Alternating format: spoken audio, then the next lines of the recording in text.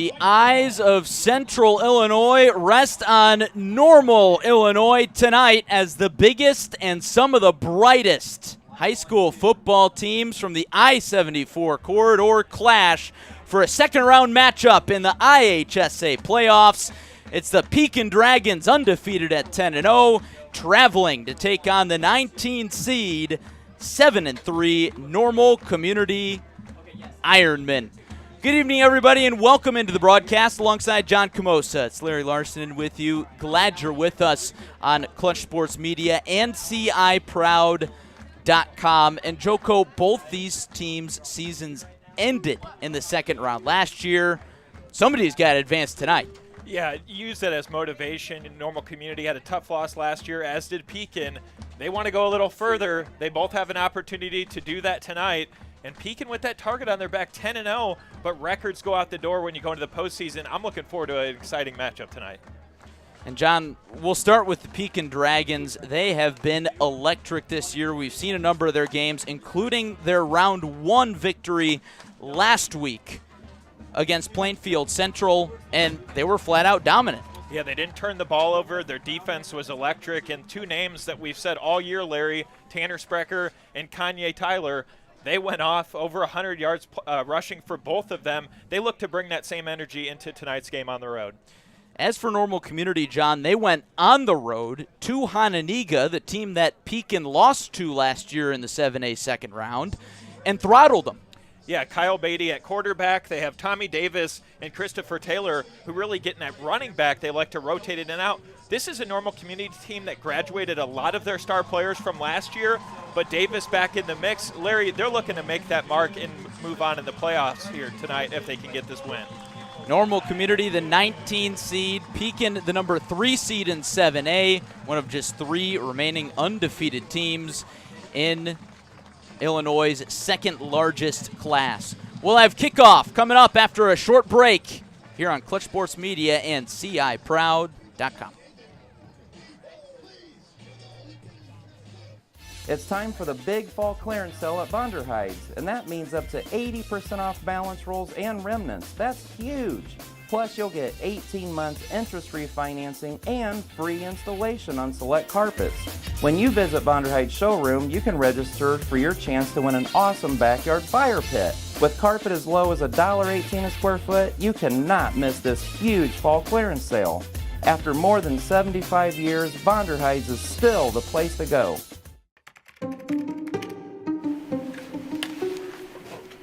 Do you see the world the way I do? My mom says I play too many video games, but what she doesn't know is that I'm actually making more money than she is as a YouTuber. Lacey, do you know why there's a new car in the driveway with a bow on it? You're welcome, Mom.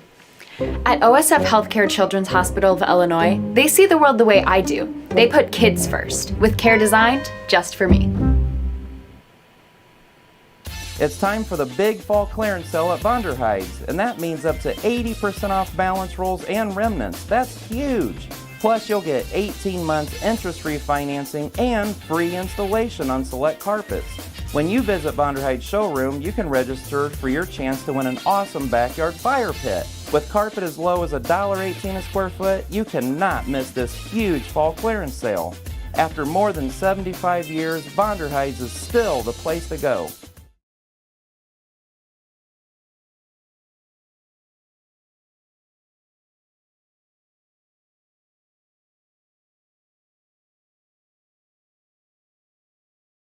We're back just in time for kickoff, and we are underway in the second round of the 7A playoffs as Normal Community boots the opening kickoff through the end zone. Ryan Milmore, one of the best kickers and punters in the area, sets up a touchback, and Pekin will open the ball game with the ball, John. Pekin undefeated, 10-0. Their offense has been so good all year, averaging over 44 points per game. Yeah, and one thing where Pekin stands out, they like to get that momentum early. They've done that throughout the season where they really try to make a mark on their opening drive. Look for them to go to Sprecher quite a bit here. Threats up and down this offensive lineup, and it starts with the quarterback, Scotty Jordan. But Pekin doesn't start with a play. They start with a flag, false start, and that makes it 1st and 15 right out of the gate. And, John, maybe digging into keys to the game, Doug Nutter always says take care of the ball. Pekin has done that very well all season. Scotty Jordan, the senior quarterback, only with 1 interception. Yeah, they're very good at securing the football, and it's going to be big for Normal Community's defense tonight. Tanner Sprecher, the senior running back who's rushed for over 1,000 yards this year, secured the ball there, but he doesn't secure a gain. Zion Crawford, the senior defensive lineman, gets there, and it's 2nd and long. And John, if Normal Community can do that all night, they're going to be in pretty darn good shape. Jordan back to pass, over the middle, completes to his favorite target, Bo Benassi. He fights towards the sticks, and he's brought down just short. And that's one thing, Larry. Normal Community seeing the likes of Normal West, who loves to run the ball, Peoria High with that high-powered offense, and O'Fallon. So they've been tested. Those are their only 3 losses, some really good running teams. They're going to have to be prepared tonight. And Pekin, who likes to run the ball a lot. 3rd and 3 for the Dragons. They give up the gut to Sprecher, and he carries a man with him past the chains for the first down. And one of the most impressive things about Tanner Sprecher, we touched on this in last week's broadcast, Larry, it's not so much how many yards he's getting per game, it's the yards after contact. He's just taking guys with him left and right, and he's more of their power running back. Sprecher powered to 199 yards last week, 2 touchdowns, averaging 9 yards per carry. Not too shabby.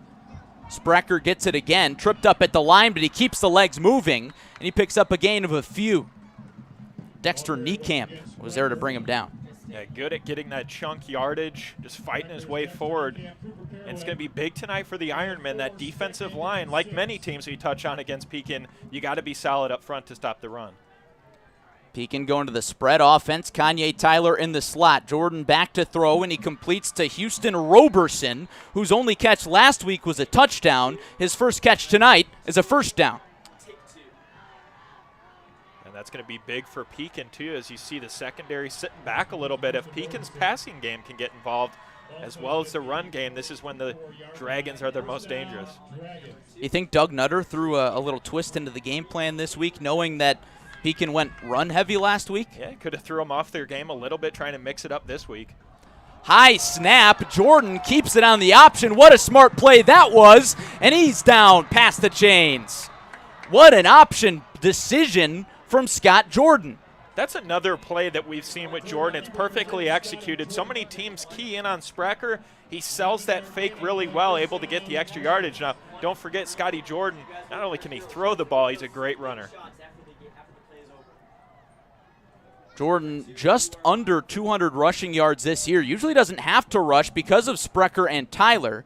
Sprecher gets the first down carry for a short gain. But, John, we've talked a lot about Scott Jordan, Kanye Tyler, Tanner Sprecher, even Bo Benassi, but this offense for Pekin is so deep. Houston Roberson and Connor Martin, also guys that maybe can get lost in the shuffle for opponents. Yeah, you really key in on guys like Sprecher, but like you said, Larry, there's so many different weapons that he can throw to and also get guys in to run. Jordan over the middle into double coverage, in and out of the hands of the Normal Community secondary. That was Aiden Boundy. He almost had it. And Larry, last week in that big win over Plainfield Central, saw Pekin stick with the running game, but here right out the gate, Bo Benassi targeted twice here as Jordan tries to find his man. 3rd and 8. Jordan back to pass again. It's a screen to Sprecher, and it's blown up. He's got nowhere to go. Ironmen were all over it. Dexter Niekamp in there on the scrum. 4th and long, and the punt team's coming out. If Normal Community wanted to come out and make a statement early, they sure did against this powerful running game, but they make the big stop, able to get the ball back here at home. The very dangerous returner, Chris Taylor, is back deep. Luke Goss barely gets the punt over the offensive line. Taylor still picks it up, breaks one tackle, drags a man past the 40. And that's what Chris Taylor can do on kick returns. That's what he can do in the running game and the passing game. He's a Swiss Army knife. Yeah, he was so explosive last season. He carried all of that over to this year after that great season. And he is a playmaker for the Ironmen. Watch for him on the ground tonight. So Normal Community sets up with good field position on its first drive of the ball game. IHSA second round of the 7A playoffs. 1st and 10 for Community on their own 43, led by the sophomore quarterback Kyle Beatty. He throws on the first play from scrimmage, completes to Marquand Gary for a big gainer. Yeah, not only up front on that defensive line for Pekin, but that secondary really going to have to zone in. Normal Community loves to throw the ball with Beatty, and he's been a great quarterback this year. It's really helped power the Ironmen. One of the most compelling football stories in the Twin Cities this season is Kyle Beatty. Chased out of the pocket, Braden Beckham throws, forced the throw, and Kanye Tyler dropped the pick. John, that could have gone to the house. Yeah, that's one guy you don't want the ball in his hands. He had nobody in front of him. He catches that ball, he's definitely taking it to the house with that speed. But little plays like that, you got to try to avoid and turning the ball over. But John, back to Kyle Beatty. He took over for the injured senior Chase Weiss on the first drive of week 3. Head coach Jason Drengwitz said, "We just hoped he could manage the game, and he's turned out to be so much more." Cam Theory drops that ball. Would have been a gain of about 4, and now it's 3rd down and 10 after that big completion to Gary. Normal Community has stalled out a little bit. Yeah, and it is really, a neat story with him at quarterback. Like you said, you put a guy in, next man up mentality, but here they are with the chance to try to advance to quarterfinals. Found himself in a really good position with the Ironmen. It's not often that next man up is just a sophomore. Not that either. Play action, toss over the middle, complete to the tight end, Zach Ferrante, to move the chains. And John, this is where we see the contrast between these two teams. Pekin's go-to is the run. Normal Community will air it out. Yeah, and that's one thing, too, especially on defense with Pekin. Normal Community with a lot of size when they go to their big guys. Elliot Oliver, senior wide receiver at 6'7", and then Ferrante right there at 6'5", 225 at tight end. Got some big players up front. Community spreads it out. Tommy Davis out of the backfield. Beatty back to pass to the end zone, incomplete. He was looking for the senior Cam Theory, in and out of his hands. And we just touched on him. Elliot Oliver over there on the left-hand side calling for the pass. I don't think Beatty saw him over there on his left. But that was a good throw to the end zone, almost for 6. He's got Cam Theory, one of the captains of this squad, but you mentioned Elliot Oliver, 6'7". It's like a power forward out at wide receiver. It's a give to Tommy Davis. His first carry of the night goes for 6. Ironmen strike first. Talk about that power for Pekin. How about Normal Community as Davis powers it right up the middle? Think they're fired up? See the emotion there from Davis. Tommy Davis, who's had a long year, battled injuries, battled illness, but here he is on the biggest stage, and he rises to the occasion early. Ryan Milmore on for the extra punt. Jason Drengwitz's son, Lucas Drengwitz, with the hold, and the kick is good, and it's 7-0 Normal Community Ironmen. We'll take this opportunity to remind you of our great sponsors, starting with Zach Butler, State Farm over in Pekin, and all our State Farm agents around the Peoria area. Jody Brown in Peoria, Zach Butler in Pekin, and Jake Weston in Washington. Give them a call. All that information listed on your screen.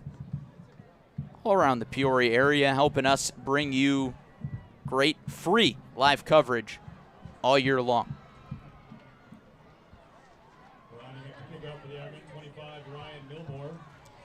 Now, John, back to the action here. Pekin found themselves on the opposite side of this scenario last week, striking right out of the gate against Plainfield Central. We said, hey, Plainfield Central, they've got to respond. Now it's Pekin that has to respond, and they're in an unfamiliar spot considering they are 10-0. Yeah, not a team that you see go down early. Still a lot of game left, but this is big for Normal Community with the momentum. Now a chance for their defense to try to hold Pekin wants to come out here and try to tie this thing. Milmore boots it out of the back of the end zone over the head of Connor Martin, who took one to the house last week. And it's 2 kicks, 2 touchbacks for the kicker, Ryan Milmore, a senior. First and 10 Pekin from the 20. And John, if you had to script out a drive, I know you're far from a football coach, would you go here to open things up? I stick with what you were doing, but a little bit heavier on the passing, which you're going to start right here. Try to open that up and get something big. Bo Benassi hauls it in, his second catch of the night. Goes for a short gain, about 5. Those chunk yardage plays, John, something that we really haven't seen from Bo Benassi and Scott Jordan this year. They've been more big play threats. Hard count and a give to Kanye Tyler, who charges up the middle and gets tripped up after a gain of a few. We talked to Kanye after their victory over Plainfield Central last week, and our Gavin Russell asked him, you got Normal Community, what are your thoughts? He said, oh man, I'm excited. I got friends on that team.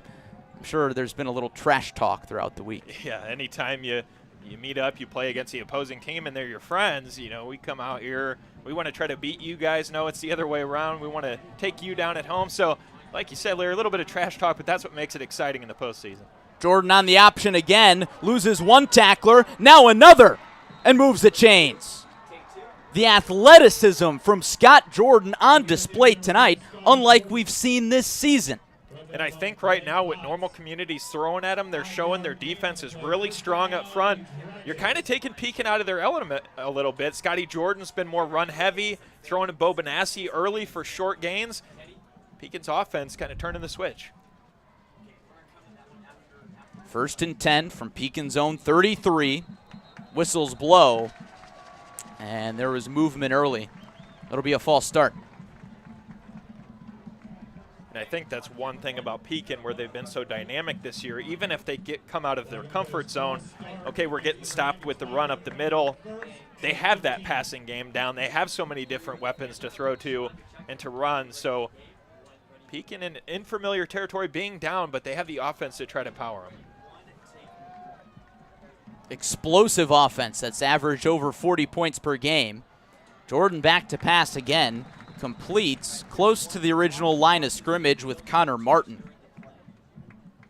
He did not have a catch last week, but we mentioned he had that kick return touchdown, and he also rushed the ball 3 times.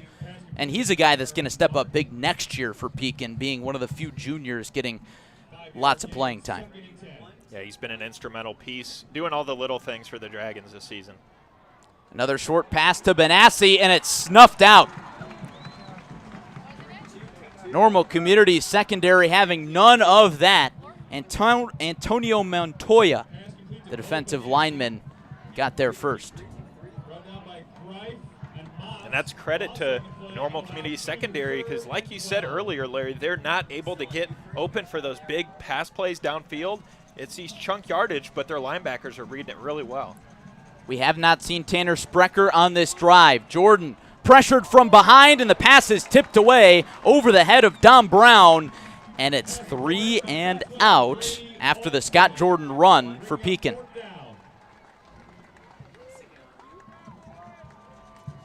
John, in all the Pekin games we've done this year, I don't think we've seen them stopped on back-to-back drives. You took the words right out of my mouth. When's the last time we've seen Pekin really go back-to-back punts like this? We're usually seeing some touchdowns, but Normal Community's defense coming out strong in this opening quarter.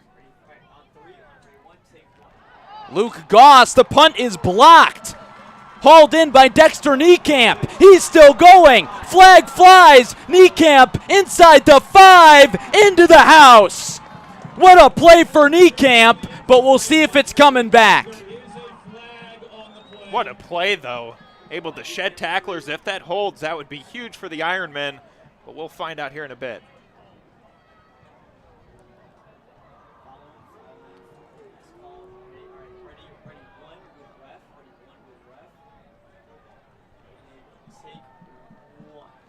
Still waiting on the call. Are they picking it up? It looks like it is coming back. Illegal block in the back brings this one back, and so often those plays are brought back by blocks in the back. So that takes a little wind out of the Ironman sails, but no less a punt block and incredibly good field position for the second drive of the night. You got to think, even with that play being called back, Normal Community still in great field position, past midfield here. Two backs in the backfield. The snap is dropped. Weaving to the outside, it's Kalen Taylor, the sophomore, and he's able to get back to the original line. A little bit of a scare there for the Ironman. Yeah, those are, especially in a game this big, second round of the playoffs, you don't want to turn the ball over, give it back to the opposing team, vice versa.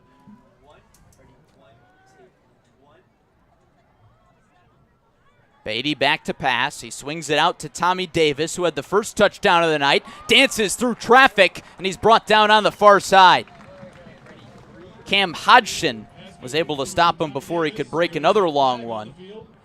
The flag is down, and we'll see what this one is. But, John, in a game like this, more often than not, the team that has the fewer penalties will come out on top.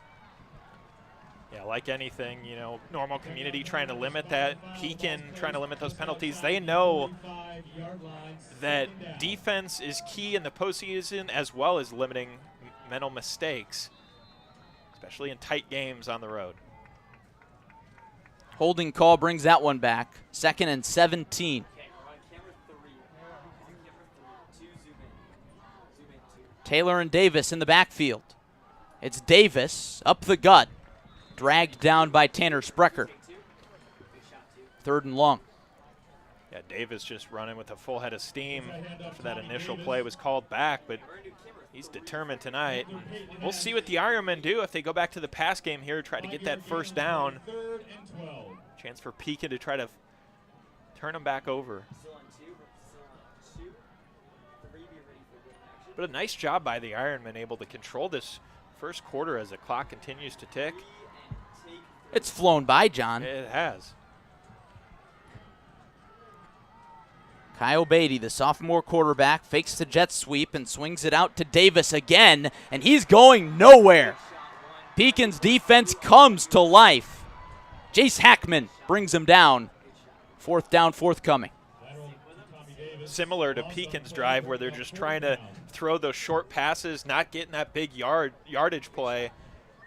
Pekin, chance to get the ball back and move the ball downfield on their drive. We haven't seen them have any success on the last two.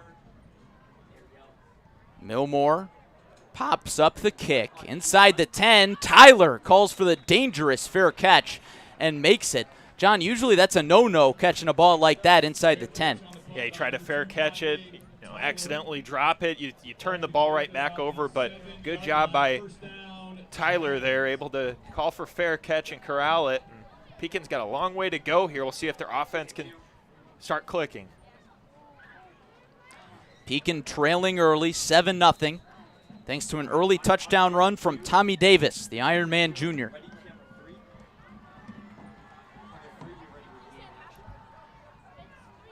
Ball on Pekin's own 7. Scott Jordan gives to Tanner Sprecher. His first big run of the night is cut short, or maybe not. Still on his feet and eventually pushed out of bounds. The tenacity from Tanner Sprecher. How about that run? He was not going to get brought down.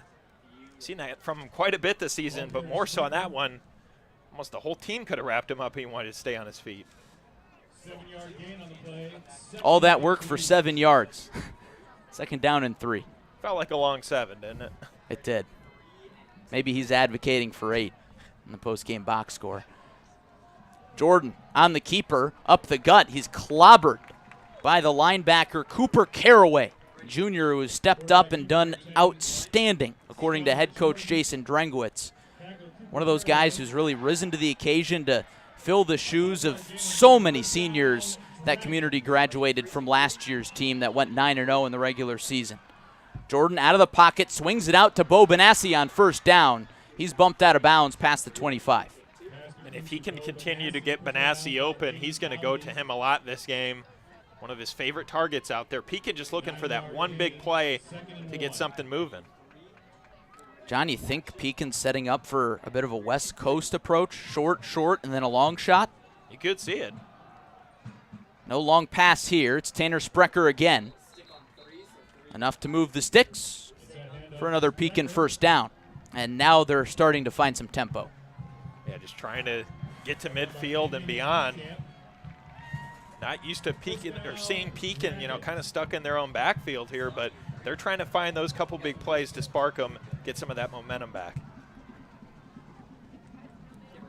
Scott Jordan looks to the sideline for the play call. It's Kanye Tyler in the backfield now. Slips up on the outer edge. And up to Kanye Tyler. Brought down by Alex Binion. No gain. Alex Binion got there first.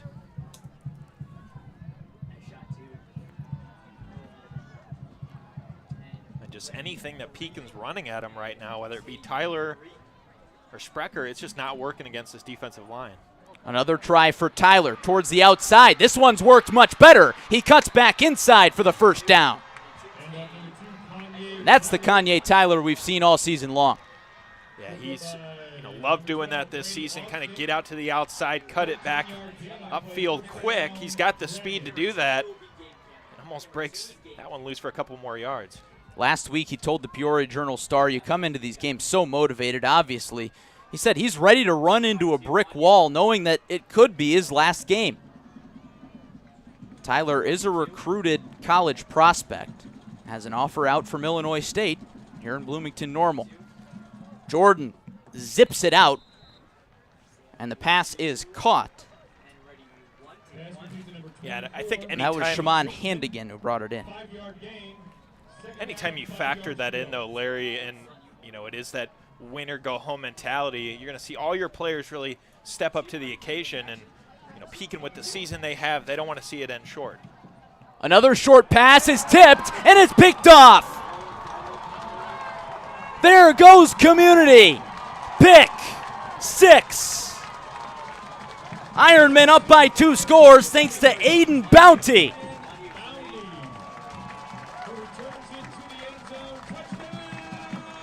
So how about that sequence, Larry? We saw them initially run the ball back on a pick. It gets called back with the block in the back. They do it again right here. This one stands. The Ironmen making a huge statement at the end of the first quarter. What a way to end the first quarter.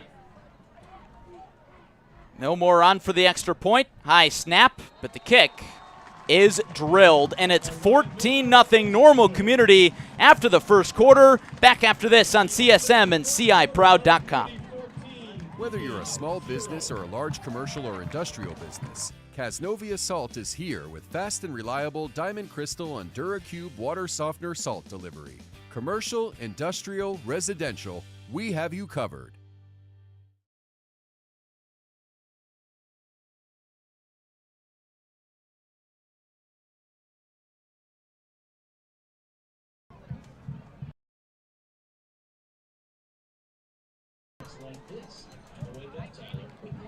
Welcome back to Normal. Our live free coverage tonight brought to you by Zach Butler State Farm. Large commercial or industrial business. Casnovia Salt. In Pekin. For all your insurance needs, home, auto, life, you name it, give them a call, 309-347-3115, or other local State Farm agents around the Peoria area. Jody Brown in Peoria, Zach Butler in Pekin, and Jake Weston in Washington. Headed to the second quarter, Normal Community up 2 scores. Tommy Davis, a touchdown run, and then an incredible tipped pick 6. Aiden Bounty going to the house to make it 14-0. Yeah, that's one way to start it if you're Normal Community. They knew against a team like Pekin they wanted to score first. They do that, then they tack on another one. Pekin not in a spot they've been in all season. Millmore keeps it on the ground. It's picked up by Elijah Hart, one of the up men for Pekin. Turns it into a nice return.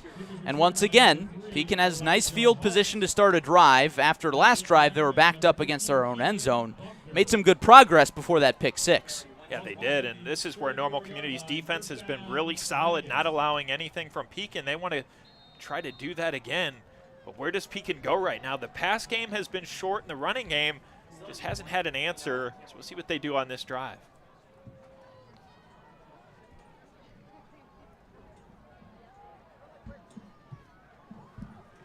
Out of the pistol, it's Scott Jordan, and a give up the gut to Tanner Sprecher, who's sent backwards by Caden Moss.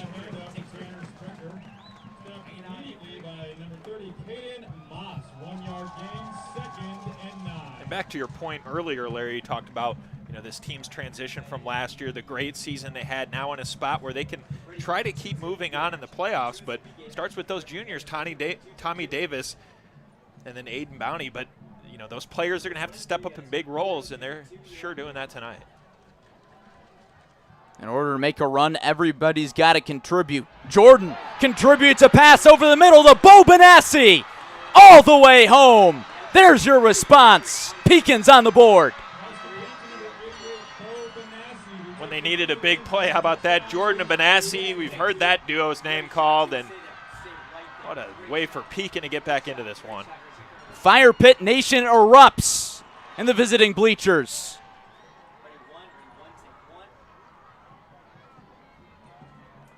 Miley Hansen, the soccer star and Pekin's first ever girl football player, on for the extra point.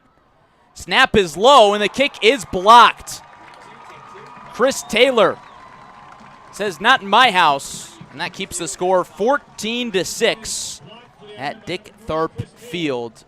But Joko, Pekin really needed that. Yeah, they did. That was a big time throw from Jordan to Benassi, able to just break free. But the Dragons now back in this game. Can they make a big stop on defense?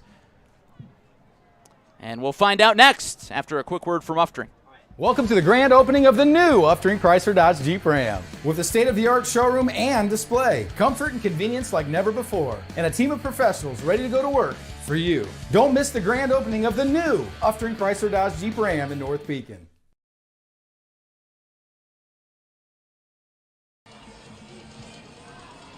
Back at Normal Community, Pekin responds to the two Ironman scores in the first quarter with a long strike from Scott Jordan to Bo Benassi. Thanks for joining us tonight. 7A, second round action between really the two 7A schools in the I-74 corridor. Pekin and Normal Community. Whistles blow. It'll be a offsides on Pekin on the kickoff. That'll send them back a few yards, and we'll do it over. But, John, it's not often that you get a matchup like this in 7A, in Central Illinois. Generally, Normal Community and Pekin have to do a lot of traveling to find schools their size, but not tonight. Yeah, and the other thing, too, when you match up with those two teams in our area that we've covered a lot, it's unfortunate that one of them's got to go home, and that's just how it's got to be. But either team that advances tonight, you got to think a lot of momentum goes their way going to the quarterfinals.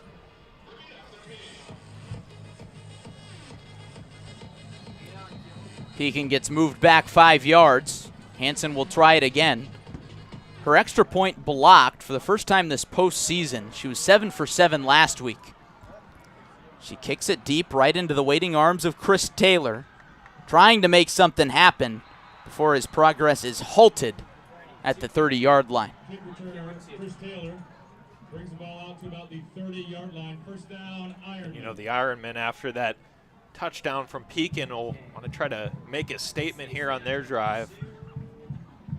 But early on, what a game back and forth.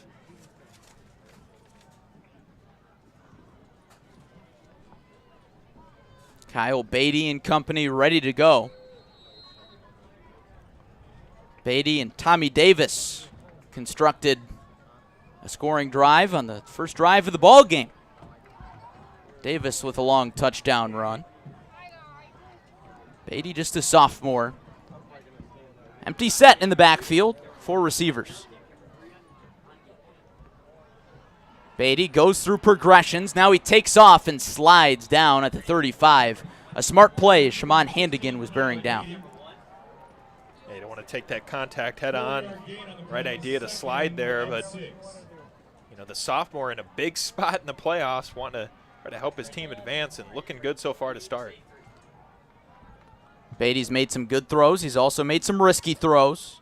No turnovers yet as the offensive line jumps. Tyler Rustmeyer at left guard. Pounced a little too early. That'll move the Ironman back. But, John, anytime you talk about a sophomore quarterback or even a junior quarterback, so often young quarterbacks at the varsity level are prone to a lot of mistakes. But Kyle Beatty has hung on to the starting job for as long as he's had because he has not made a lot of those mistakes. Yeah, that's big, from a sophomore, younger player, still kind of learning the ropes, but he's played like a veteran quarterback this season, get thrown into a big role, and he's definitely shined. He hands off to Cam Theory, who stopped after a gain of maybe 1. 1 yard gain on the play, 3rd and Pekin's defense putting up a wall. And I think anytime you have a play like that, especially fireworks where you get a big throw downfield, Benassi and Jordan able to hook up for a touchdown brings a lot of excitement to the sidelines, and that motivation is then channeled in your defense. They're out here looking good to start. Beatty again in a 4-receiver set.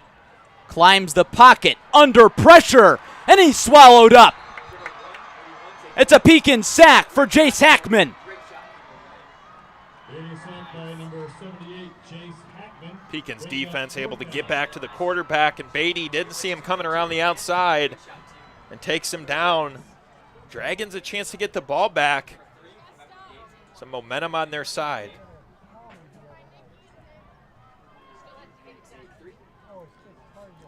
Kanye Tyler is the deep man. Millmore ready to punt. Almost got a hand on it. And Tyler lets this one go. It took a Pekin bounce, but it was out of bounds. Pekin will set up near midfield and what could be a game-tying drive. And we take this opportunity to remind you of our great sponsors around the Peoria and Normal area. Zach Butler State Farm in Pekin. For all your insurance needs, visit sfbutler.com, or all our good neighbors around the Peoria area. Jody Brown, Zach Butler, and Jake Weston making our coverage possible live for free all season long. Dragons will start from their own 43, and they'll start with a run with Tanner Sprecher. Keeps the legs moving for a gain of 3. John, last week we saw Tanner Sprecher open up the game, first play from scrimmage, with a 68-yard gainer. Yeah, just as we seen that big play to Benassi, as Sprecher finds his window to run through, he can bust up some big runs. Play action, it's a fake to Sprecher and then a miss out wide to Benassi. Makes it 3rd and 5. It seems like their offense has shifted as far as last week's concerned. We didn't see Benassi get the ball a lot until late in the game, and Jordan's targeted him quite a bit here in this first half. You'd expect Benassi to get a handful of targets every game, but we have not seen anything like this all season. Benassi with 4 receptions for 85 yards and a touchdown. Pekin's only score. Jordan trying to extend the drive, chucks it over the middle, and it's dropped by Dom Brown. Had him open there, just couldn't pull it in. But I think, they tried to expose secondaries. And going back to that point on Benassi, some of the games that we see him targeted less, because that secondary focuses in on Benassi so much, they know he's such a threat, and opens the door for your running backs. But tonight, Pekin coming out throwing. Pekin sends the offense back out, 4th and 5. You think they actually run a play here, Joe Core, or they just try for the hard count? We'll see. It might be something to try to throw Normal Community off, or they go risky and go for it, which they will. Jordan steps up over the middle, has Benassi on the slant again. Why not when you got Benassi? Great route, able to get open. Pekin extends the drive. Last week they were 3 for 4 on 4th down, and tonight they're 1 for 1. And I like the idea. You keep that momentum, you go for it on 4th. Now you get some added confidence trying to score on this drive. Tyler in motion. He gets the jet sweep, And a block on the outside. Stays in bounds and charges towards the chains. Brought down just short. A good athletic run from Kanye Tyler. And Joko, you could argue that's where Pekin is most dangerous when they've got Sprecher in the backfield beside Jordan and Tyler lined up out wide. Yeah, they can rotate between the two. Both guys have so much speed. Sprecher more of that power runner where he'll go through you. Kanye Tyler kind of gets to the outside and cuts back up the middle, but right now Pekin in a flow. 2nd down and 3. Fake jet sweep and a flag flies.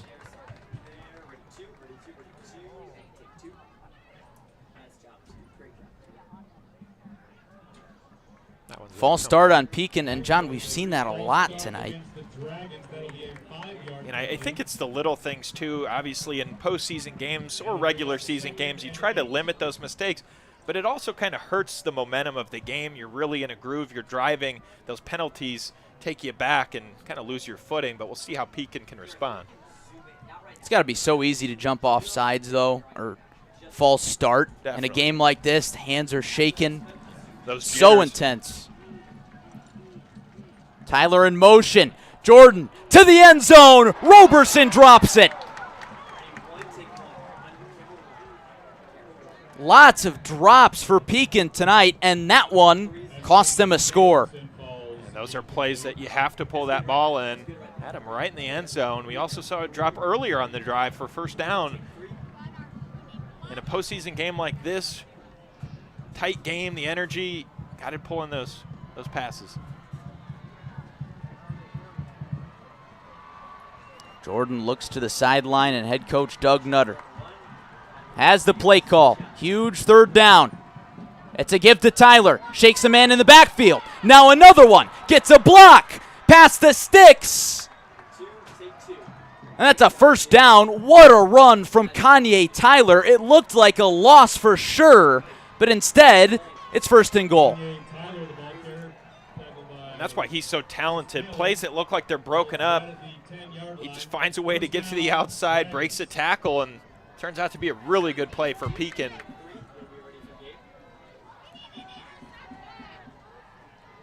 Looks like the chain gang originally set up the sticks, and now they've put them down. It is indeed 1st and goal.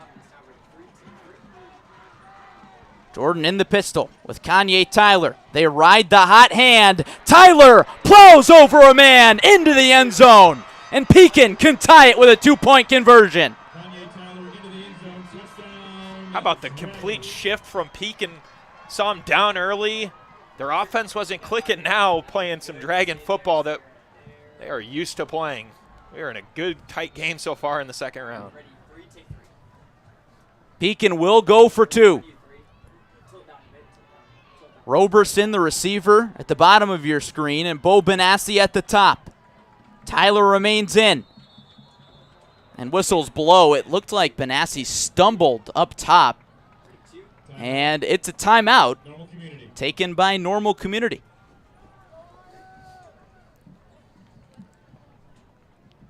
And with that timeout, we will take a brief timeout with a quick word from Uftring.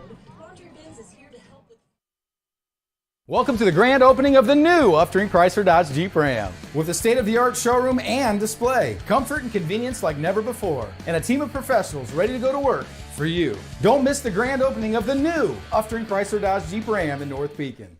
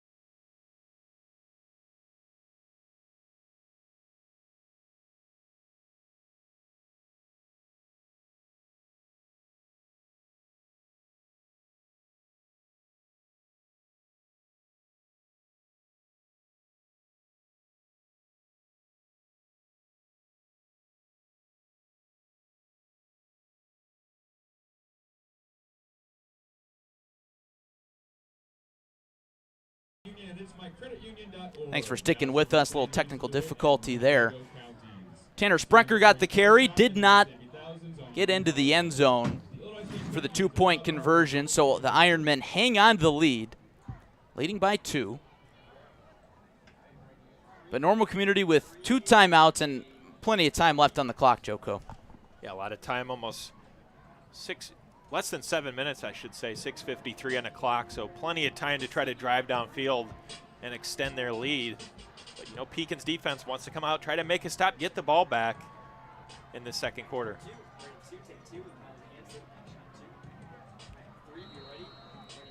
Three returners back deep for the Ironmen.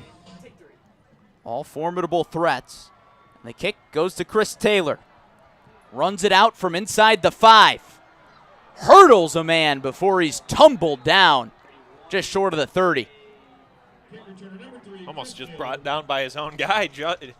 Jumps over defender and full head of steam right into his own player, but he is determined tonight, running strong. So the Ironmen set up shop just shy of their own 30-yard line. 1st and 10 from the 28. Community with just 68 yards of total offense. One of their scores on a touchdown run from Tommy Davis. Another on a pick 6 from Aiden Boundy. Here's Tommy Davis on the first play of the drive. He's stuffed. Stays upright at least for a little bit. Forward progress gives him a gain of 1. And anytime you can open the game with an offensive and defensive touchdown, you know you're clicking on both sides, and that's something you want to see in a postseason game. Pekin's defense, you could argue, really has sparked this early comeback, John, when they forced that 4-and-out against Community last drive. Beatty fakes right, and he's wrapped up and slammed down. Braden Beckham with his 2nd sack of the playoffs to make it 3rd and long. And that's where it started, right there up front with the defensive line. They're putting a lot of pressure on the sophomore, able to get back there and sack him again. They put the Ironmen in a really long 3rd down situation. Well, what do you have in the playbook for 3rd and 23, Joko? You go deep. Plenty of options there. Elliot Oliver among them at the bottom of your screen. The tallest player in the game at 6'7". Beatty instead gives to Tommy Davis, looking for some blocks on the outside. Hoover couldn't drag him down, and Kanye Tyler flies in for the hit to make it 4th down and very long.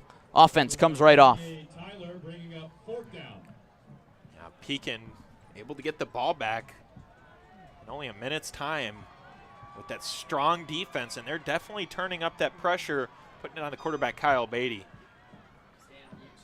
Ryan Milmore has the snap and sends it away. Tyler calls for the fair catch and makes the fair catch out in front of the 45-yard line. Pekin with more good field position, chance to take the lead on this drive. And you've got the chance to get some great insurance if you give Zach Butler a call in Pekin, 309-347-3115, or visit him online for all your insurance needs, sfbutler.com. Maybe you're not in Pekin, maybe you're in Washington or Peoria. Give Jody Brown in Peoria a call, or Jake Weston over in Washington. All our good neighbors from State Farm making our coverage possible all season long. Ball spotted on the Pekin 47. Man in motion, fake jet sweep, and a chuck over the middle is dropped. Intended for Dom Brown, the senior. 2nd and 10. Just left it a little bit short on that one. But this is a different transition from last week's win, Larry. We saw Pekin run heavy. They're coming out passing, and it's worked so far. A complete flip of the script. Jordan throws again, completes this time. But his receiver, Bo Benassi, is crushed in the secondary by Chris Taylor. They're just looking for another one of those big plays. You know, Pekin would love to have this lead going into halftime. all starts with trying to get that first down. And John, you mentioned that stark contrast between last week and this week for Pekin. Last week, Jordan threw for 82 yards. This week, 132 yards, only in the first half. Sprecher keeps it on the ground, gets close to the chains, but not quite there. So that brings up another 4th down scenario, and I think Pekin's going to go for it. You got to go for it. You converted on 4th and 5 earlier to Benassi. Try to get something on the ground or maybe another slant route, but you don't want to let that momentum go away. Pekin continuing this drive if they can get it. Pekin trailed early, 14-0. They've since scored 12 unanswered. And maybe this is a scenario where you try a hard count. Pekin has all 3 timeouts remaining. Jordan sends Tyler in motion. It's a reverse. Connor Martin looks for blocks on the outside and doesn't have any. What a stand from Chris Taylor. 2 big hits on the defensive possession. And another thing we don't typically see from Pekin too often in a trick play, Tyler pitched to Martin on the end around, but Normal Community keys in on that one, able to get the stop.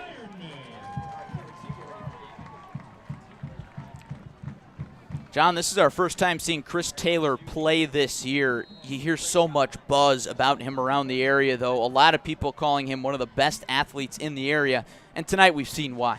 Yeah, he's so multi-dimensional. He's fast, he's strong. Defense, offense, he's a do-it-all player for the Ironmen, and that's why they are in this position in the second round of the playoffs. He's been a huge spark for their team. So now the Ironmen have an opportunity to tack on a few more points to its lead. And how about this? A triple reverse. Beatty to throw, has theory. At midfield, spins, dances, still stays on his feet before he's dragged down. John, all the theatrics for a gain of 1. Yeah, we just had Halloween the other night, so it's a little trickery, trick or treat out there, and tosses it back, and I like seeing that in the postseason. You try to open up some plays to get some extra yards. I love it. Jason Drengwitz said, anything you can do, I can do better. It's actually a gain of 2, so it's 2nd and 8. A little more conventional this time. Throw over the middle for Zach Ferrante. He couldn't haul it in, and it's 3rd down. And how about that again, Larry? Both sides of the ball. We've seen Pekin with some big drops. One was a potential touchdown. Community a chance to get some extra yards there on that one. Looked like he could have brought it to the house, and another drop. Davis stays in the backfield. Play action, throw over the middle. Ferrante redeems himself, makes a man miss. Dragged down towards the 10. A gang of Dragons finally brings him down inside the 5. How about that one? Drops the initial one. He says, I'll go right back to you, give you that confidence. Almost stretches his way into the end zone. What a play.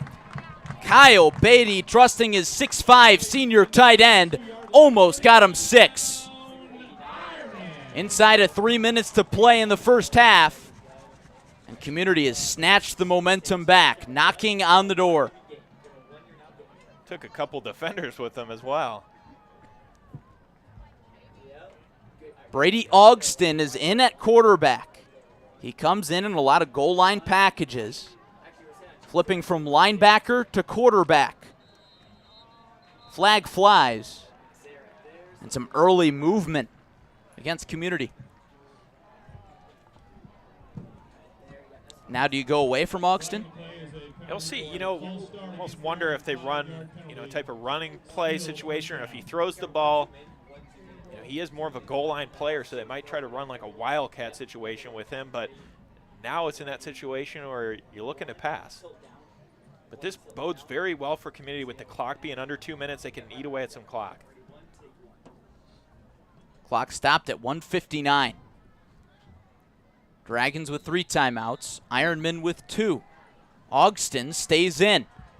Tommy Davis in the backfield, gets the carry, bounces to the outside. They can't bring him down, and he's into the house. Tommy Davis with his 2nd touchdown of the night. How about that from Davis? Looked like he initially was going to go down, shakes off the tackle right into the end zone for the Ironmen. And Davis is down in the end zone injured.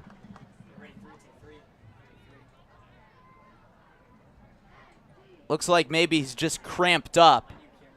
That's the last thing you want to see for a young man who's gone through so much this year. Jason Drengwitz said it. He said, he's our starting back, but you look at the stats book, you might not see it. That's probably not indicative of him being our lead back because he's been out and missed so much time. But he's really making it all up tonight. Yeah, making a statement tonight for the Ironmen. You know, Pekin, after cutting that deficit to 2, Normal Community didn't shy away from sticking to their passing game, and they go right down the field, and looks like Davis just going to hobble a little bit. Hope he's okay. Davis hobbles off under his own power. There you see him at the bottom of the screen for a brief moment. And Community will try for the extra point to go up 11. Ryan Milmore, 2 for 2 so far tonight. And he makes it 3 for 3. Normal Community swings the momentum right back in front of the loud home crowd. Just when it looked like Pekin had the door open, Community starts to shut it a little bit more. Yeah, that's why Normal Community is such a dangerous team. They can make you pay, and their offense tonight has been clicking. You know, after a couple times they got sacked there with that Pekin's defensive pressure, they've turned it back on. How does Pekin respond under 2 minutes? Try to get something downfield and score. You know, they don't want to be in this type of position going into halftime. Well, John, last week we saw Pekin jump out to an early lead. They were up 3 scores, and right before the half, we saw head coach Doug Nutter send his offense on the field and keep them out. There was about a minute left in the half, but he said, you know what, I want to keep tacking on points. That leaves little doubt that they're going to try and put something together here. Last week was a situation where they wanted to keep running the score up and be in a comfortable spot. Tonight, in a position we haven't usually seen, trailing in a game where they're trying to get back into this. It's worth noting that Pekin has only played 2 games this season. Of their 10 straight wins this year, just 2 have been decided by 2 scores or less. And their last came in Week 5 against Morton. The kick goes to Connor Martin. He gets downhill, has 2 men to beat, and he's slammed down past the 40. Connor Martin with another big return, just what the doctor ordered. I think he used some of being stopped on 4th down as some motivation. He wanted to take that one back to the house. But that's another player we touched on. He's a big part in this Pekin offense, Connor Martin, a name that we don't typically call all the time, but he is big alongside Sprecher and Tyler. Martin off the field here on 1st down. Ramez Watson, a name we haven't called much tonight, in the slot on the top side of your screen. Sprecher is the back. He gets the 1st down carry. He gets a good chunk of yardage. Bounces to the outside, bowls over a man towards the sideline, and most importantly, perhaps, he gets out of bounds. It's important to get out of bounds when the clock's running, and able to stop at Pekin in good field position now. Getting that ball downfield in a hurry. So Larry, you almost have to ask yourself the question, start going back to the pass, but right now the running game has worked. Pekin's back starting to get going. 1st and 10. Jordan chased out of the pocket, looking for Tyler, and he's ripped down. Caden Moss flexes after a big sack. Now the clock is ticking down. No sign of a timeout yet. 2nd and very long, and now Pekin might just let this clock expire. But John, Community gets the ball to start the 2nd half. Yeah, I think Pekin wants to try to come out here and get a score, but got to get something working quick, down to 57 seconds on the clock. Might only have a few plays. Jordan out of the pocket, looking to throw on the run, and he zips it complete into the sideline. Who else but Bo Benassi to get a good chunk of that yardage back. How about that pass from Jordan? Rolls all the way out to his left, able to fire it over there. Benassi has been his target tonight. He's finding ways to get open. That's such a hard throw to make, going to your left rather than your arm side on the right. Yeah, it was, and still finds a way with that pressure coming in, collapsing in on him. And great job by Benassi, too, staying over to the sideline, able to corral that one. So it's 3rd down and 7. Sprecher is the back. Tyler out in the slot. Jordan keeps it on the ground. Gets a push from the offensive line, and he's going to be close to the chains. And now Pekin takes a timeout with 4th down and short coming up. And with this timeout, we remind you of our great sponsors here tonight, helping us bring the action into your living room. And you can protect your living room with some home insurance, life insurance, auto insurance, you name it, from Zach Butler in Pekin, our featured State Farm agent tonight. Give him a call, 309-347-3115, or visit him online at sfbutler.com. And our coverage wouldn't be possible without all our good neighbors from State Farm around the Peoria area. Jody Brown in Peoria, Zach Butler in Pekin, and Jake Weston over in Washington. You can find their information on your screen. T-shirts being tossed out to the home side of the bleachers, and you see some nervous energy on the visiting side of the bleachers. 4th and 1 coming up.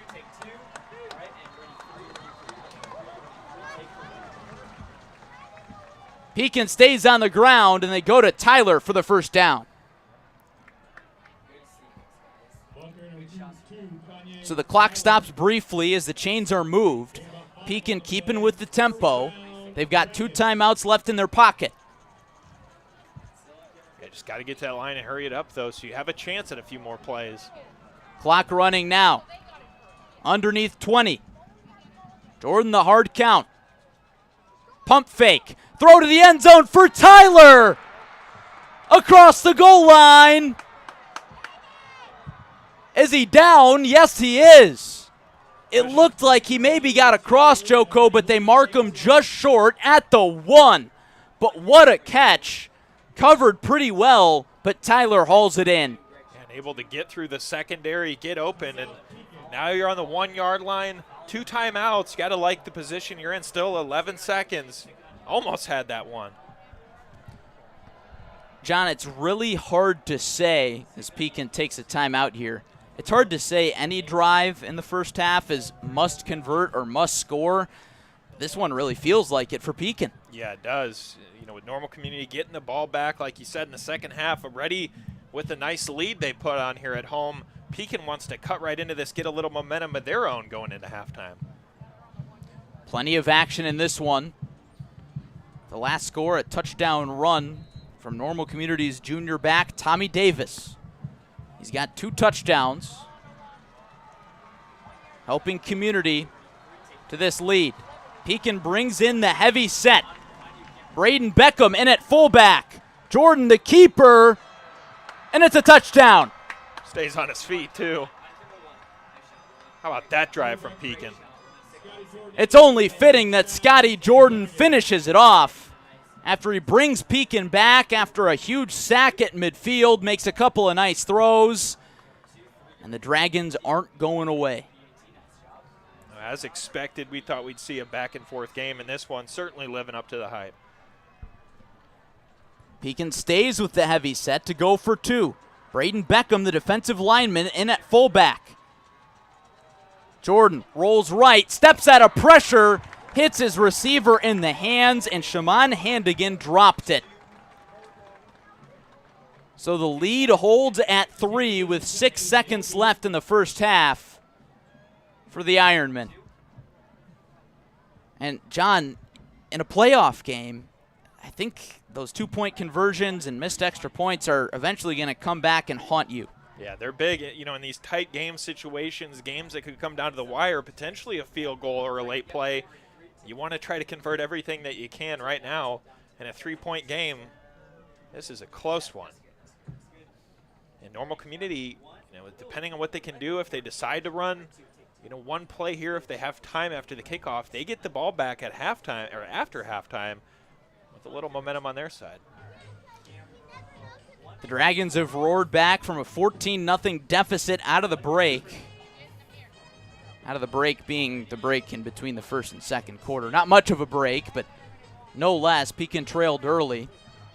Now they only trail by 1 possession. Going into the half, barring a kick return touchdown. We'll see what Miley Hansen does. Little floater kick out towards the 30, and it rolls out of bounds. So the Ironmen will have decent field position to take maybe 1 or 2 shots deep before the half.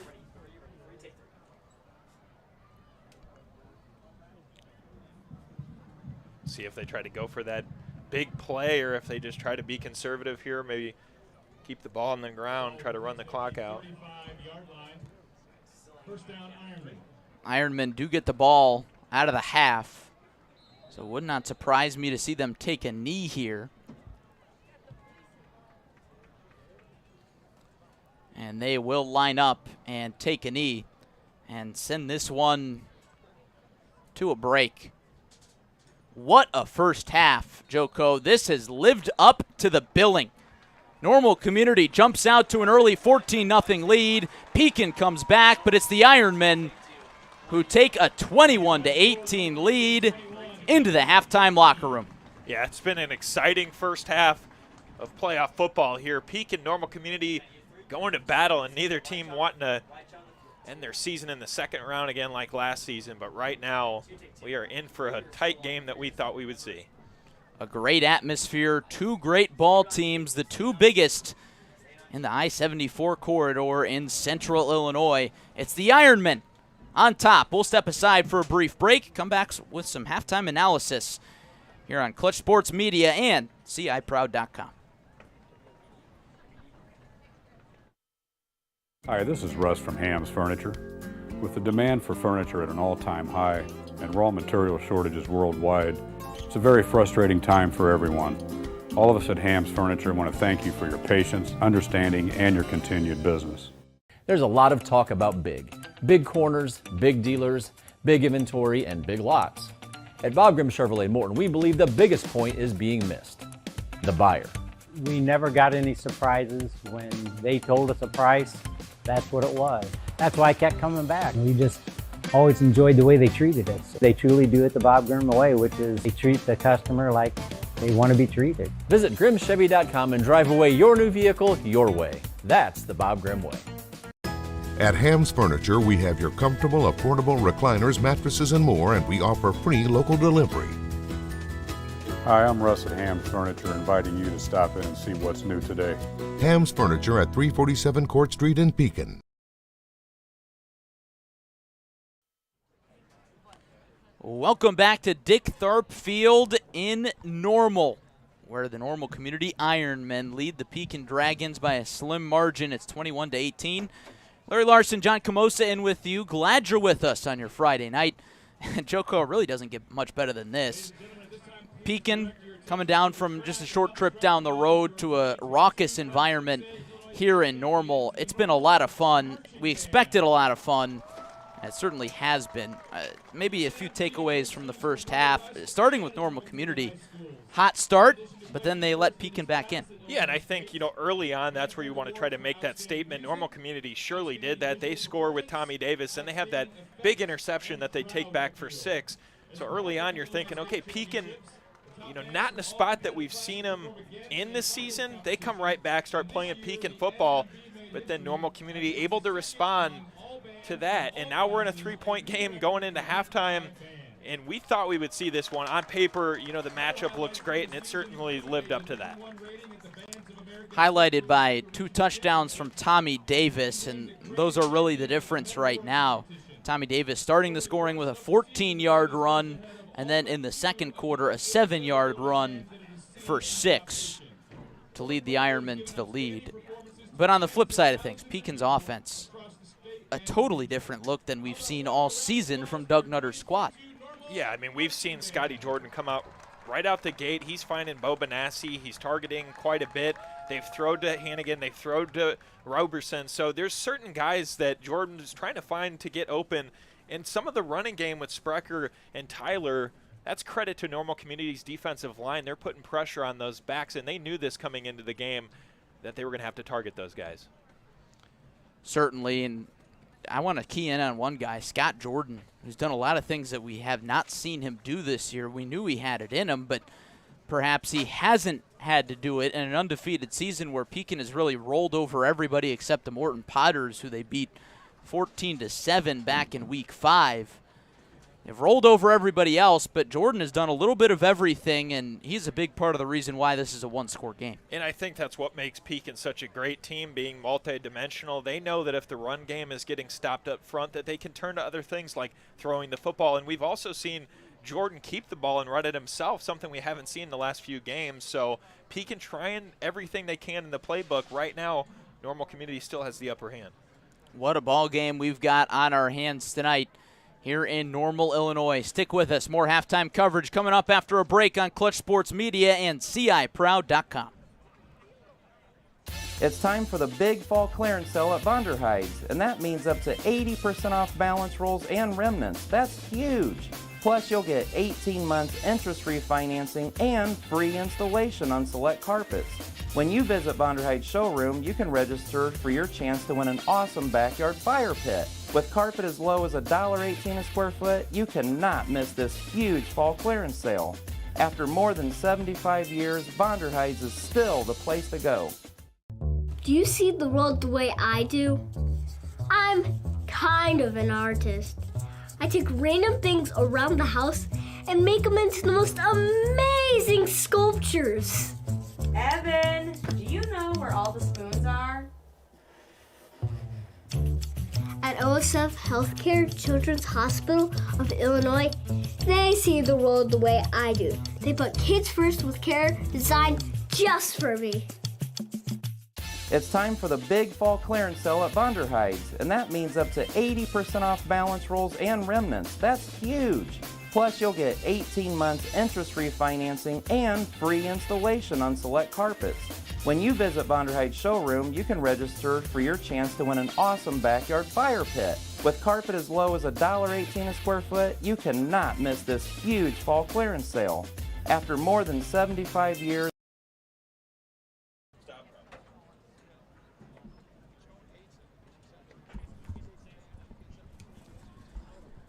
welcome back into Normal. Halftime coverage between Pekin and Normal Community, with the Ironmen with a slight edge over the Pekin Dragons. Larry Larson, John Camosa, our entire crew doing excellent work tonight here on Clutch Sports Media and CIProud.com.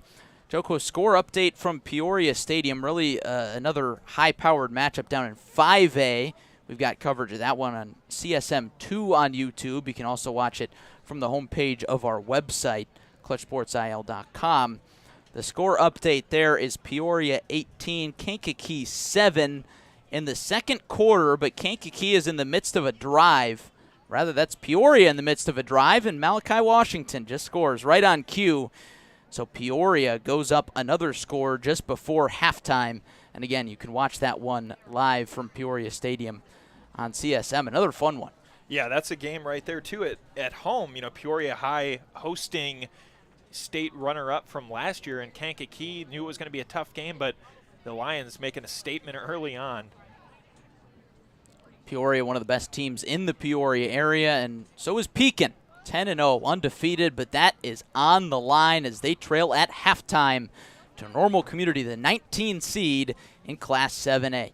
Back after this on CSM.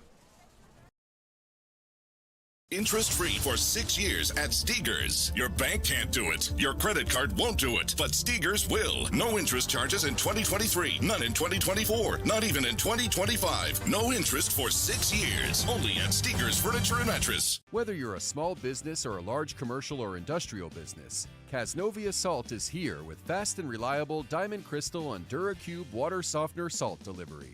Commercial, industrial, residential, we have you covered. Interest-free for 6 years at Steger's. Your bank can't do it. Your credit card won't do it. But Steger's will. No interest charges in 2023. None in 2024. Not even in 2025. No interest for 6 years. Only at Steger's Furniture and Mattress. it's time for the big fall clearance sale at Vonderheid's, and that means up to 80% off balance rolls and remnants. That's huge. Plus, you'll get 18 months interest-free financing and free installation on select carpets. When you visit Bonder Heights Showroom, you can register for your chance to win an awesome backyard fire pit. With carpet as low as $1.18 a square foot, you cannot miss this huge fall clearance sale. After more than 75 years, Bonder Heights is still the place to go. Passionate, focused, strong. Qualities that you look for in a great athlete, and also a great lawyer. At Strong Law Offices, injury law is at the heart of what we do. Our team is on your side. When the game is on the line, let us tackle your claim. It's time for the big fall clearance sale at Bonder Heights, and that means up to 80% off balance rolls and remnants. That's huge. Plus, you'll get 18 months interest-free financing and free installation on select carpets. When you visit Bonder Heights Showroom, you can register for your chance to win an awesome backyard fire pit. With carpet as low as $1.18 a square foot, you cannot miss this huge fall clearance sale. After more than 75 years, Bonder Heights is still the place to go.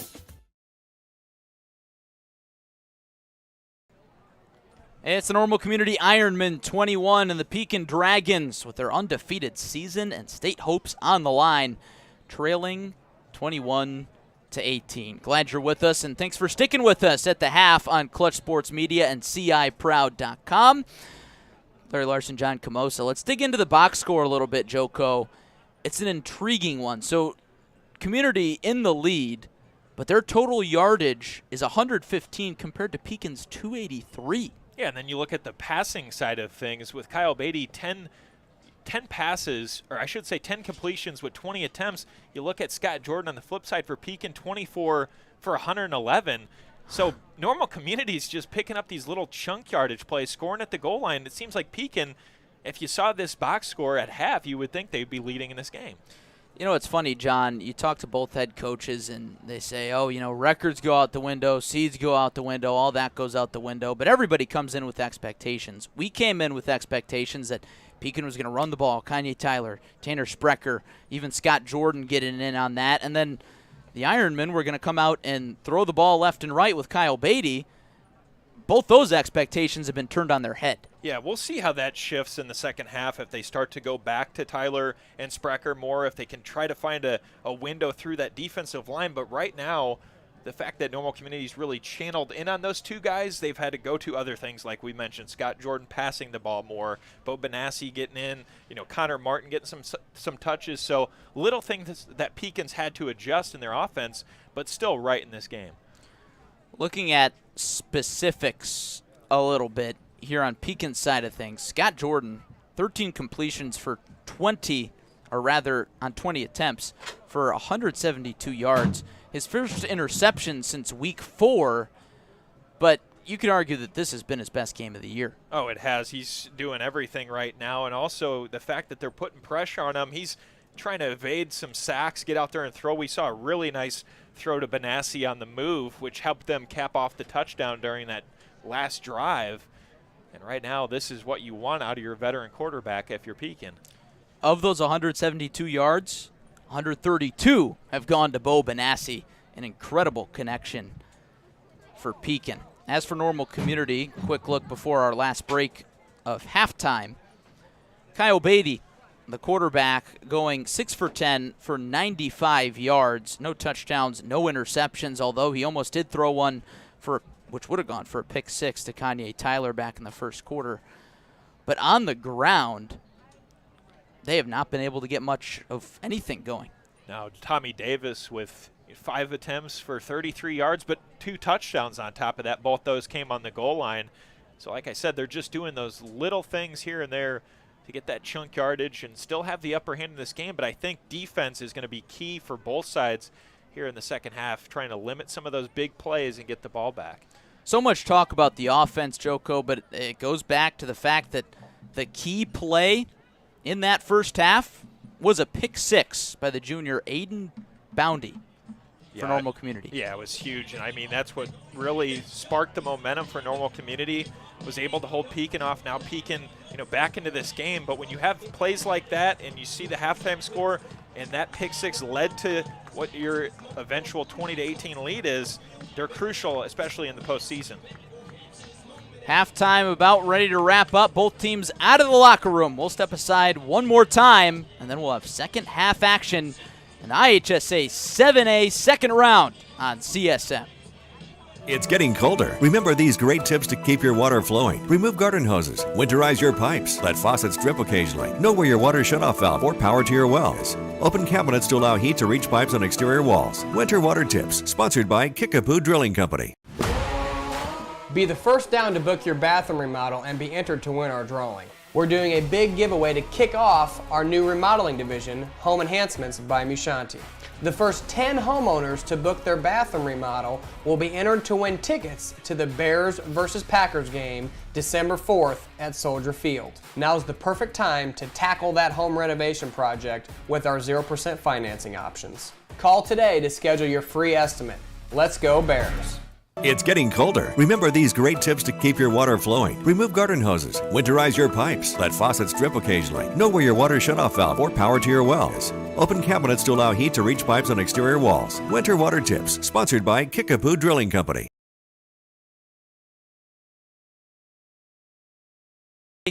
It's IHSA playoff football in 7A presented by Zach Butler State Farm in Pekin tonight. We're here in Normal Community, the entire Clutch Sports media team bringing you the action tonight, and it wouldn't be possible without Zach Butler State Farm in Pekin. Home, auto, life insurance, you name it, give Zach a call, 309-347-3115 or online at sfbutler.com. Maybe your good neighbor is in Peoria or Washington. We've got you covered there too. Jody Brown in Peoria, jodybrown.agency.com, and Jake Weston in Washington, jakewestoninsurance.com. Normal Community leads Pekin 21-18, and this is rare territory for an undefeated Dragons team, John. Keys to the second half. Yeah, I think it starts on the offensive side, trying to get some of the run game going back to Sprecher and Tyler, which has really paved the way during this undefeated season they've been having, but also, sticking with the pass, trying to find those openings, and then most importantly, defense, trying to limit Tommy Davis on the ground. Don't give him any of those big plays. If you're a Normal Community, same thing. Your offense is clicking, keep that rolling, and then, don't give up any of those big plays to Pekin as well. So I think on the flip side, kind of looks the same for both, only being a 3-point game. Normal Community will receive the second half kickoff, and you can't put enough emphasis on that first drive. Obviously, tons of football left after that, but if Normal Community comes out and scores, they set the tone, but if Pekin gets a stop or even a turnover, that goes a long way. Yeah, and they know they needed to do this at home, coming out here, score in front of your hometown crowd, make an early statement, which is, eventually sparked them to this lead. You can tell how big that was, getting that early momentum. Gives you a lot of added confidence. And Pekin, big crowd on hand tonight that traveled really well, wanting to see the visiting Dragons try to pull out this second round win. But I think we're in store. If there's one thing we can all agree on, in for a great second half. And John, looking at the out-of-town scoreboard, I heard you might have an update on a game that maybe not. We'll get to it later. Looking at the 7A bracket, the winner, correct me if I'm wrong, Joko, who are the two teams? I believe Lake Zurich? Yeah, Lake Zurich and Wheaton North. So the way it would work out, I'm not sure as if Lake Zurich won, if Pekin would have to go there, vice versa, if Wheaton North goes to Pekin. We'll try to find an update on that game, but obviously Normal Community wanting to be the team that would either host or have a road game in the quarterfinals. Same with Pekin in this winner-go-home situation. And John, digging in a little bit into this matchup and what exactly the playoffs mean to both these teams, look at this streak for Normal Community.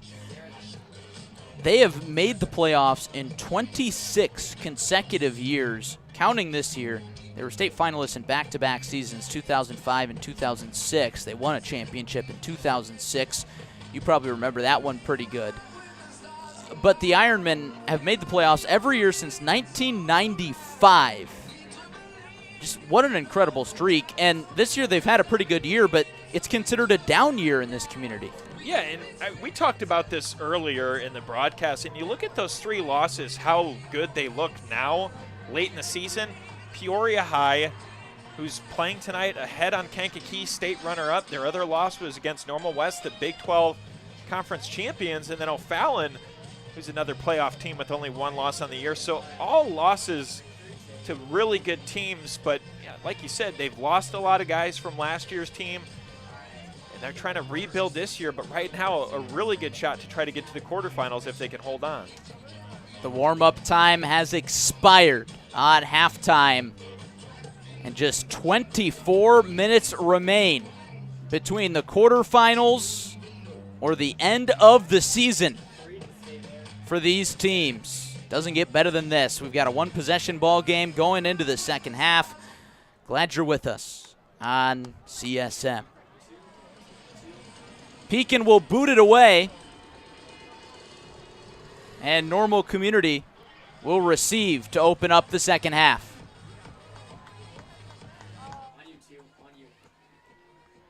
Miley Hansen, first girl kicker and girl football player in Pekin history, will get us started.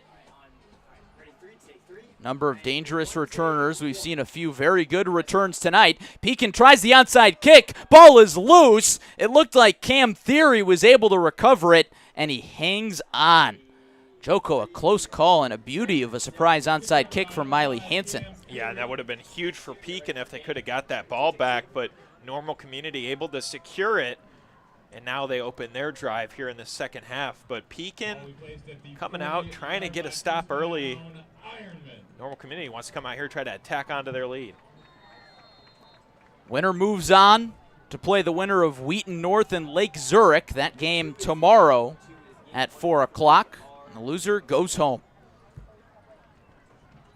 The number 3 seed in 7A Pekin trailing at half for the first time this season.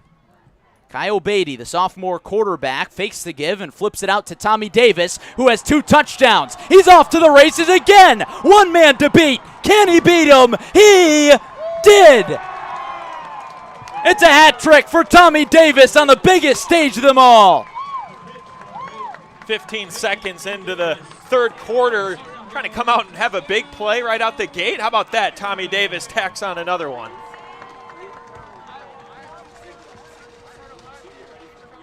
What more can you say but shrug your shoulders?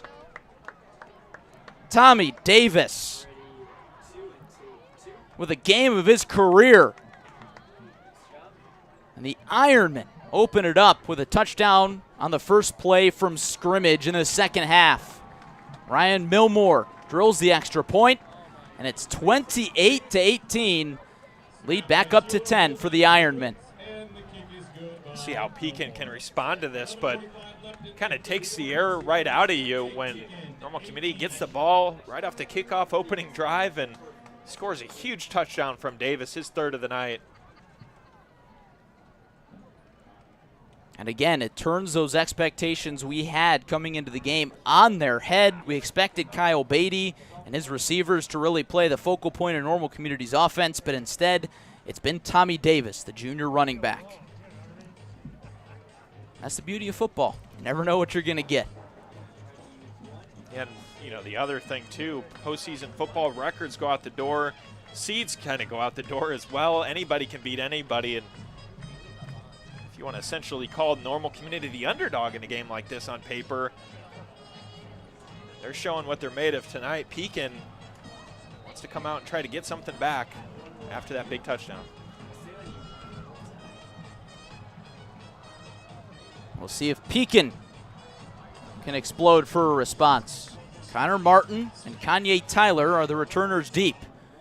Milmore boots it towards Martin, and it's over his head for a touchback.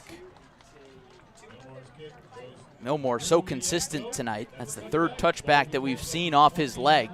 1st and 10 for Pekin from their own 20.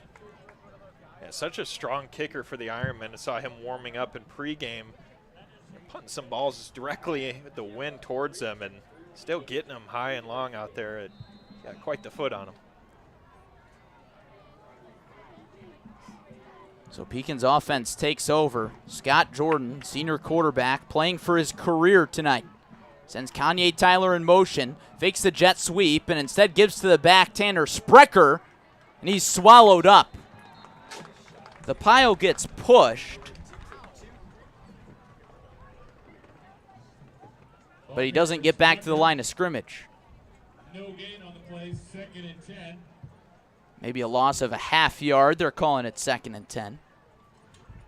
But regardless, not the play you want to start the drive with. No, it's not. It's something that we typically haven't seen is, Sprecher limited on the ground. That's credit to Normal Community's defense up front. Jordan slings it for Kanye Tyler. It's complete for a big gain. Flag down. 2 flags down. Right near the quarterback, Jordan. It was thrown at his feet. Now the official picks it up and tosses it forward a few yards, but looks like this one's going to come back, John. Probably a hold. Yeah, plays like that can really hurt you, especially after a big pass play, trying to move that ball upfield and have to redo it. It is indeed holding. 5th penalty, going for 30, now 40 yards against Pekin. 10-yard penalty from the spot of the foul. Not an ideal start to the second half. No, it's not. And you got to try to bounce back after a penalty like that. 2nd and 23. Jordan out to pass, has Benassi. He's driven into the ground short of the 20. Just short of the original line of scrimmage, so it's 3rd down and long. And this almost feels like a must convert. Yeah, you don't want to, go 3 and out here, turn the ball back over to Community with a big lead. But right now, this is like you said, must convert here for the Dragons. Deep in their own territory. Blitz coming. Jordan climbs the pocket, slings it over the middle, has Benassi through traffic, and Benassi has the first down. What a big play for Pekin. They really needed that one, and Benassi, once again, from Jordan, able to hook up.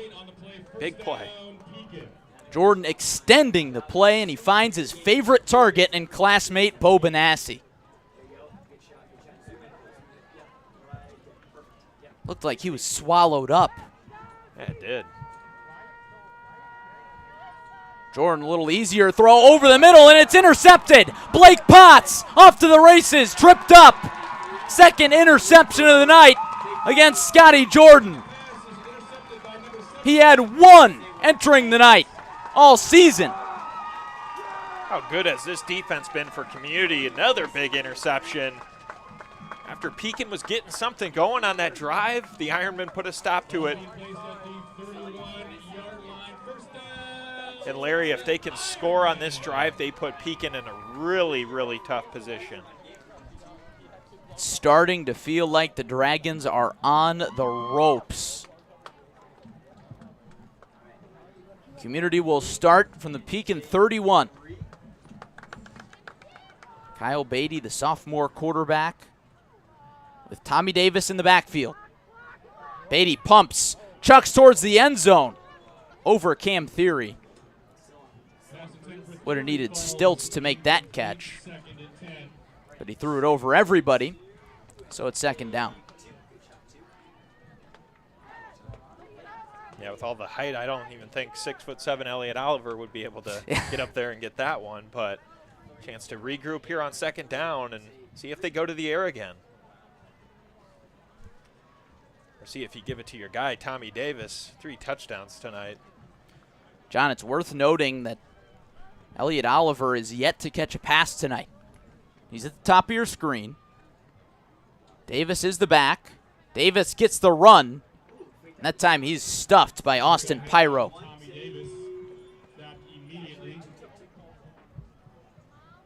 Third and 9 coming up. This is a great response from Pekin's defense, but they got to finish them off here. Yeah, if they can get a stop here, force a punt, or potentially Are we out of field? Is it safe to say, you never know with Millmore if he could put one through from here?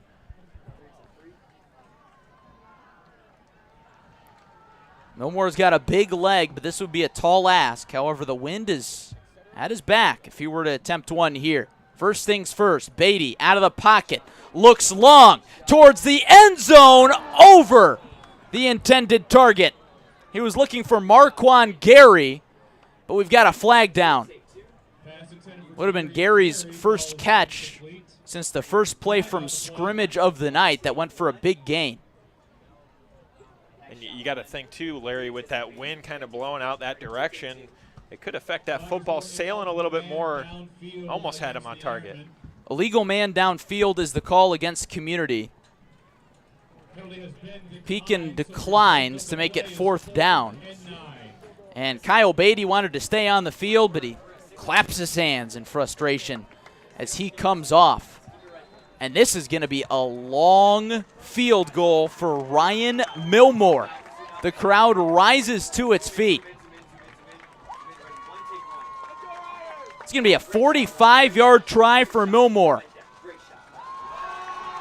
And Pekin jumped off sides. Braden Hoover got a little too antsy. Now this makes it a 40-yarder.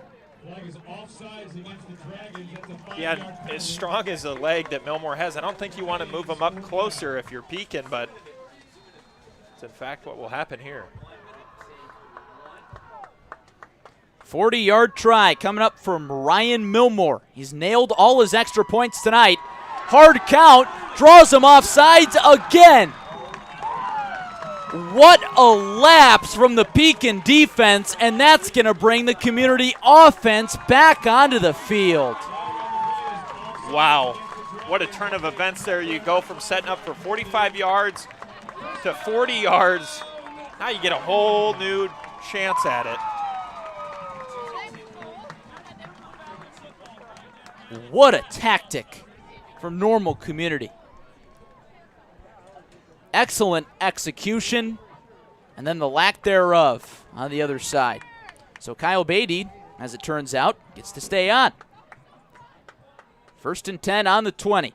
Beatty, play action, throws over the middle into traffic, and Kanye Tyler swats it away. Another high throw, and Tyler up there to deflect it.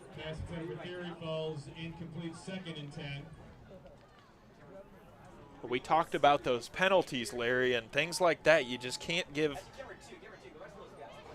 Normal Community the ball back after 2 jumps on the line. Some future Ironmen trying to get a 2-hand touch game in before 2nd and 10. Here's the give to Tommy Davis before he's pulled down by Kanye Tyler. Davis has been the go-to guy all night for Community. He's got 3 touchdowns. Could get the call again here on 3rd and short. Gain of 7 there. 3rd and 3. It's been very impressive what we've seen out of Davis tonight. Just a do-it-all player on the ground. Workhorse for the Ironman. 3 receivers set.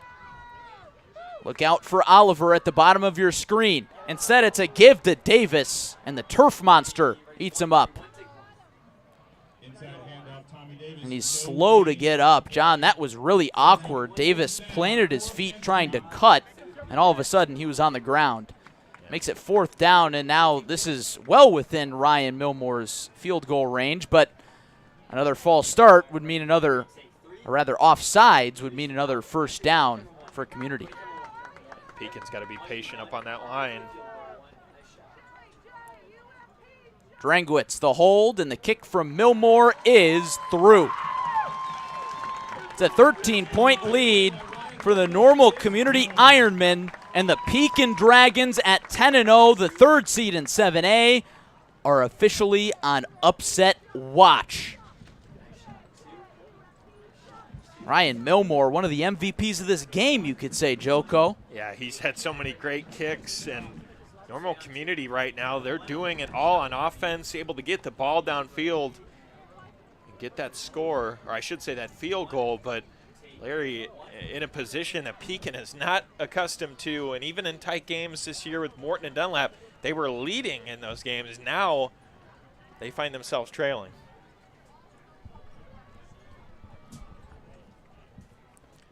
Now Pekin really needs a response. And what do you turn to, Joko?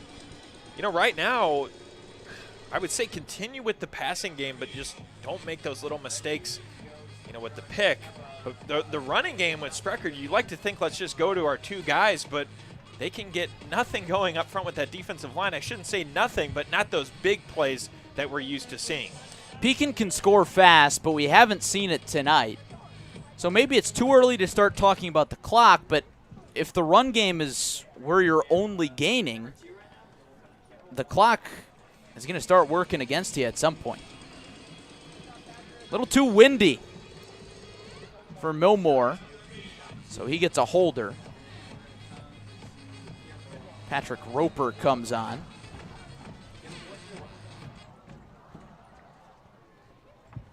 The kick sails towards the end zone, and it's yet another touchback. Pekin will start at their 20. And tonight's coverage is brought to you by Zach Butler State Farm in Pekin. For all your insurance needs, home, auto, life, give Zach a call or visit him online at sfbutler.com. And tonight's coverage brought to you live for free by all these State Farm agents in the Peoria area: Jody Brown, Zach Butler, and Jake Weston. Yeah, and if there's one thing with Normal Community, you could try to beat us on offense or defense. You're not going to beat us on special teams, which Millmore sends another one out. Jordan zips it out to Benassi. He's wrapped up after a short gain. Hayden Boundy. He's had a big game tonight. Not in the starting lineup, but boy, has he made an impact. Has covered Benassi for most of the night. But he also tallied a pick 6 in the first half. Tanner Sprecher gets the give. And a gain of 3 to make it 3rd and short. I think Pekin's looking for just that one big play where they can try to get back into this game.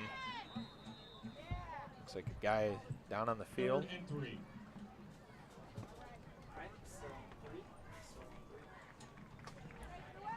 Looked like an injury timeout for a brief moment. But Caden Moss, the defensive lineman, gets up and gets off under his own power. Moss just a junior, one of many impact juniors on this Ironman squad. The crowd comes to life. On 3rd and 3, Sprecher weaves through traffic and just moves the sticks. Awfully close there, but able to pick it up. I think Normal Community's just fine with holding them to these short yardage plays as the clock continues to roll. You got to think, Larry, if they can hold them scoreless in this 3rd quarter, you get to the 4th quarter, Pekin's in a really must-score situation. Ball on the 32. Sprecher keeps the legs moving. Broke one tackle, and now it takes a gang of orange uniforms to bring him down. Gain of 4. And John, at the top of the show, we mentioned how Tanner Sprecher is so good with yards after contact. Tonight, a big part of the reason why Community is in the lead is they have limited those yards after contact using gang tackling. Yeah, and I think you can see that early on that they're putting a lot of pressure on Sprecher, ganging up on and tackling, which has opened the door for Jordan to throw more to Benassi, but they are not allowing Sprecher any of those huge runs like he had last week. Pekin's passing game yet to really get going here in this second half. They stay on the ground with Tyler, and he tiptoes out of bounds close to the sticks. It's got to be such a hard thing to do as a runner on the opposite sideline as the chains. Tyler trying to keep his awareness, but he's bumped out of bounds just short. Makes it 3rd and maybe 1. Another short 3rd down scenario here for Pekin. Will they give it to Sprecher or Tyler? Looks like Tyler's the one on the field. Let's see if they go right up the middle. It is Tyler. It is a 1st down.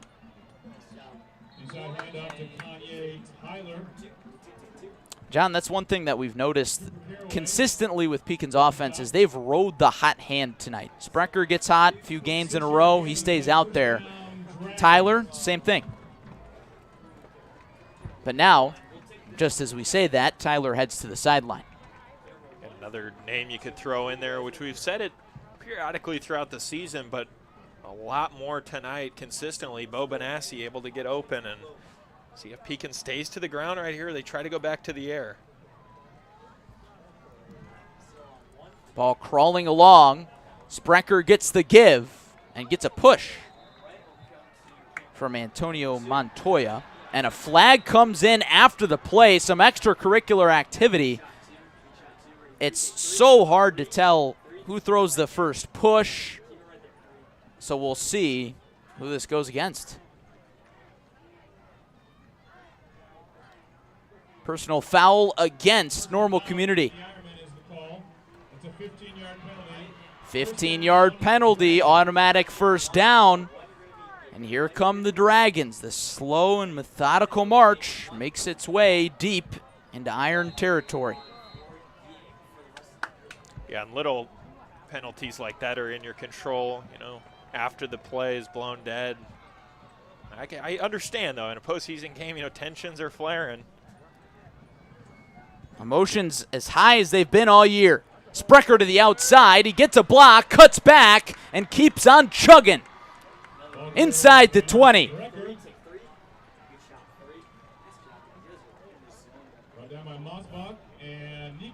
Pekin starting to find their footing. A little bit more here late in this third quarter.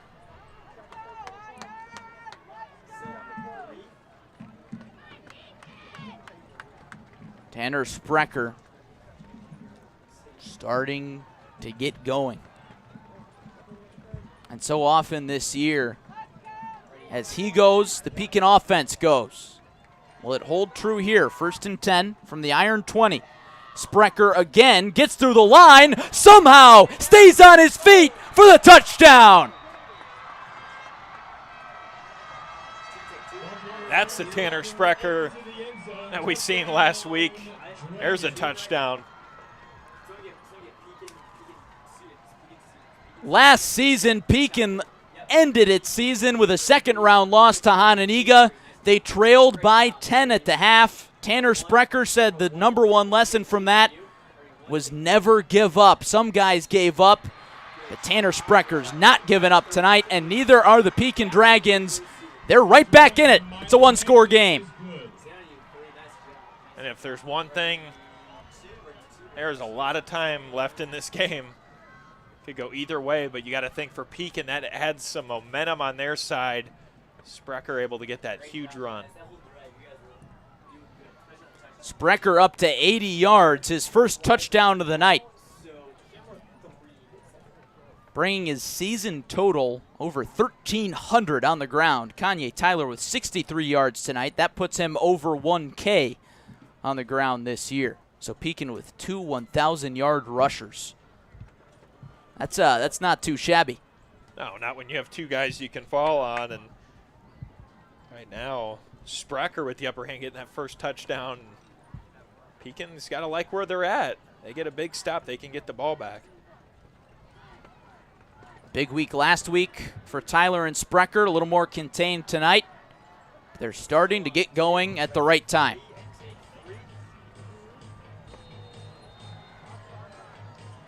As Timmy Trumpet blares over the PA system, Miley Hansen pops up the kick.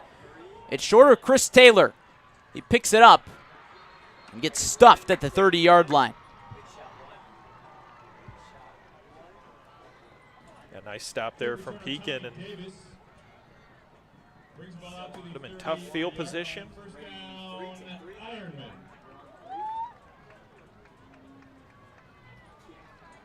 You got to think, Larry, if Pekin can come out, get a big stop here on this drive, bode really well for them, especially now that their offense has picked it up a little bit. 6-point ball game. Pekin the 3 seed in 7A. 10-0 this year, one of just 3 undefeated teams in Illinois' second largest class. Normal Community upset-minded, the 19 seed, 7-3. Kyle Beatty, the sophomore quarterback, gives to Tommy Davis. The workhorse back at it again for a nice first down pickup. And John, as this game progresses towards that fourth quarter, we're going to see more and more of that from Tommy Davis. Yeah, I think with both teams now that Pekin's kind of found their footing, Sprecher, you're going to see a lot of runs out of him. Tommy Davis, you know, they got this lead. It's a slim lead, but they're going to use Davis as much as they can.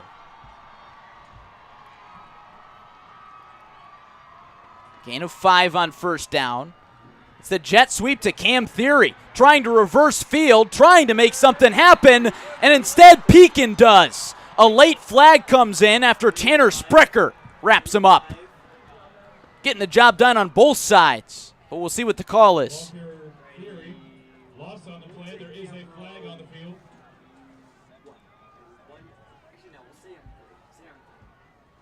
Personal foul targeting against Pekin. Yeah, not what you want to see from the Dragons. Your head coach, Nutter. Man, that one really hurts, especially after a big stop.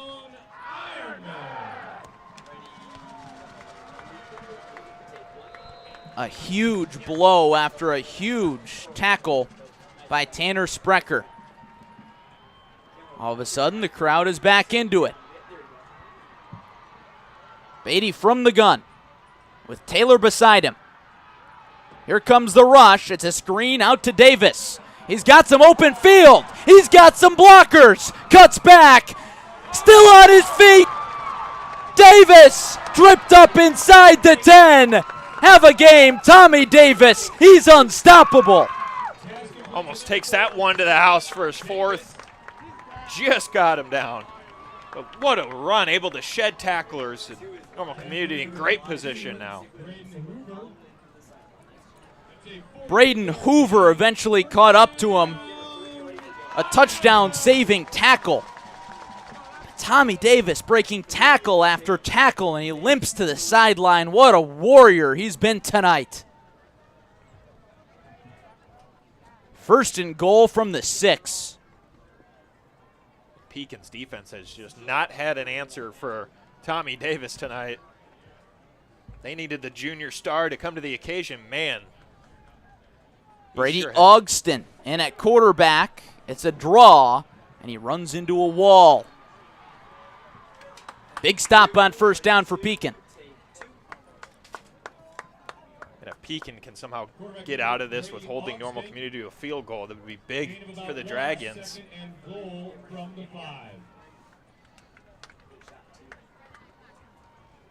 But I think the Ironmen want to close the door. Ogston stays in there. He's rushed for 4 touchdowns this year. Motions Theory. Ogston on the option, stays with it, and he's dragged down. Inside the 5. Makes it 3rd and goal from the 3. Under 2 minutes until the fourth quarter. Final quarter of the year for one of these great teams in Central Illinois. Surprised to see no Tommy Davis on the field in a goal line situation. He did come off hobbling, but he remains on the sideline. And Brady Ogston stays in out of the gun. Here comes Jason Drengowitz calling for a timeout. He doesn't get it. Cam Theory gets the carry. Did he get to the goal line? No. What a stop from Pekin, and now it's 4th down. Jason Drengowitz was almost halfway towards the numbers calling for the timeout. He didn't get it, and Community doesn't get the touchdown. You got to go for it in this situation. You want to try to cap this thing off. If you're Pekin and you can get a stop, this would be the biggest play of the game for the visitors.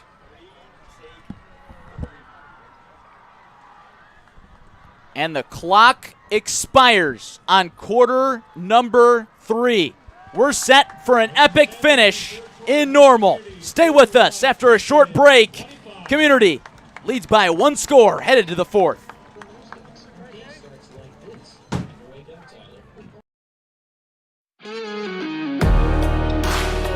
Passionate, focused, strong. Qualities that you look for in a great athlete, and also a great lawyer. At Strong Law Offices, injury law is at the heart of what we do. Our team is on your side. When the game is on the line, let us tackle your claim.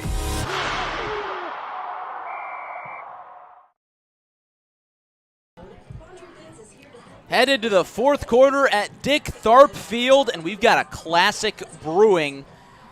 And our coverage wouldn't be possible without our great sponsors from State Farm. Zach Butler and Pekin, Home Auto Life Insurance. Give them a call, 309-347-3115. Or all of our friendly neighbors around the Peoria area. Jody Brown in Peoria, Zach Butler in Pekin, and Jake Weston in Washington. Shades of Camp Randall as the red and black student section is jumping around in the visiting bleachers as their undefeated Pekin Dragons need a massive stop on 4th down. Community is going to go for it. Try and extend their lead back to 2 scores. Kyle Beatty, the sophomore quarterback, back in. He gives to Theory. He slips, and it's a 4th down stop for Pekin. And after the fans rise to their feet, wind right out of the sails on that, not able to get across the goal line. Huge momentum shift. Pekin the whole field to go, but you got to like that they made a stop there. That could have been your ball game. Pekin's defense has been dominant all year. They have not faced a challenge like this. And they come up with the biggest play of the ball game right there. But now the offense comes on, pinned up against their own end zone. Ball on the 2-yard line. So now Community could come back and make the biggest defensive stop of the ball game on the other side. Yeah, and you got to be really careful with plays on the goal line like this. If you pass, you got to look for any blitz coming in. If you run, you got to get over that goal line. Pekin in the heavy set. Jordan from his own end zone looking for Benassi, and he hauls it in. Scott Jordan has made every throw tonight, and he delivers again.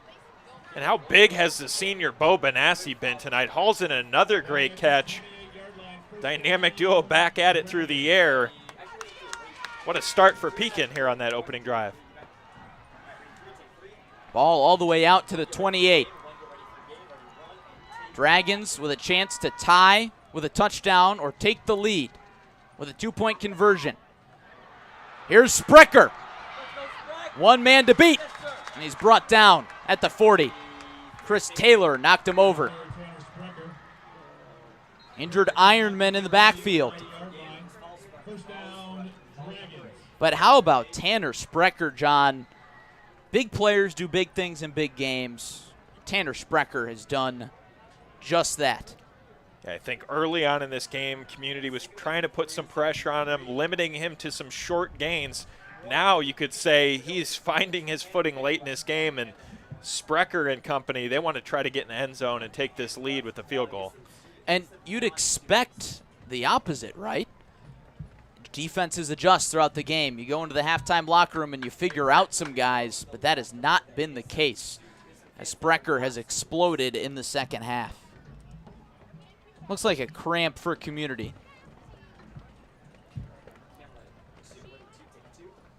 The trainer is stretching him out, trying to get identification on the injured Ironman.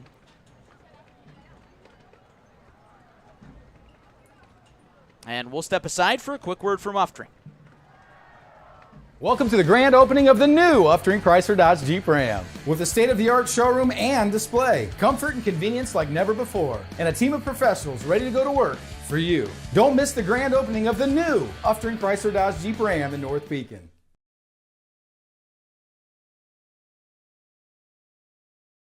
He's still tending to a cramping Ironman. The Pekin Dragons are mounting a drive that could tie the game or take the lead. The injured Ironman is Caden Moss, who's come out of the game on a few occasions limping. He's grinding through it tonight. He hops off the field under his own power. Good to see. Yeah, we saw Tommy Davis, hobbled up on a couple plays. I think you're going to see this the further we go into the postseason. Teams are going to put it all out there. Jordan on the design quarterback run. He is stuffed. Zion Crawford got to him. Crawford now hobbling off the field. Everybody giving it their all. That's their message to hydrate. Yeah, when you're running nonstop all game long, these cramps are going to come, and that just goes to show how hard they're playing. Get that Gatorade in you. It is worth noting, it's November 4th. It's a little toasty outside. 71 degrees. After dark. Sprecher on the sweep. Flag flies as Sprecher is bumped out of bounds by Chris Taylor. Gets a little stare down on the sideline. We'll see if this comes back. Might have got a block in the back there on that run. It came right during Sprecher going to the sideline. We'll see. Fans want to hold, not surprisingly. That's why they don't put officials in the stands, but it is indeed a hold, so maybe get that fan some stripes.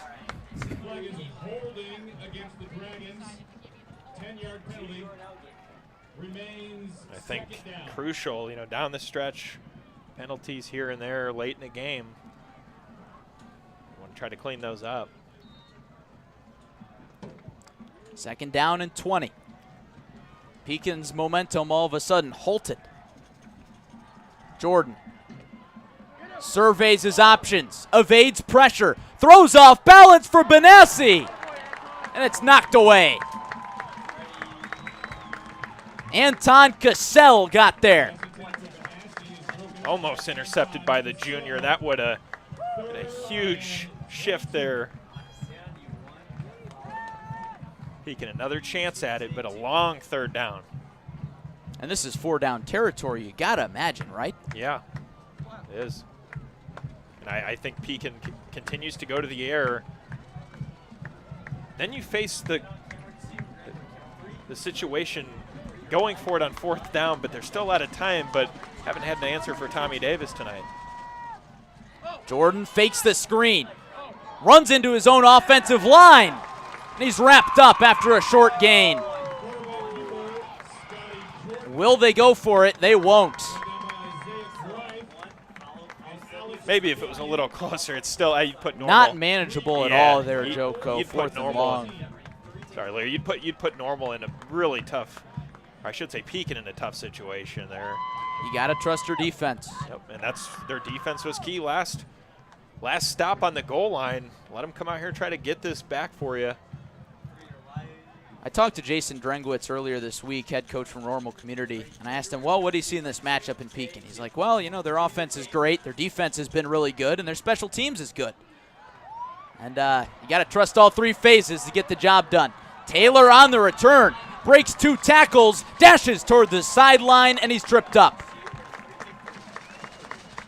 Between Chris Taylor and Tommy Davis, senior Taylor and the junior Davis, they have been so crucial tonight for the Ironmen. Part of the reason they're up in this game. Making it really challenging for the unbeaten Dragons.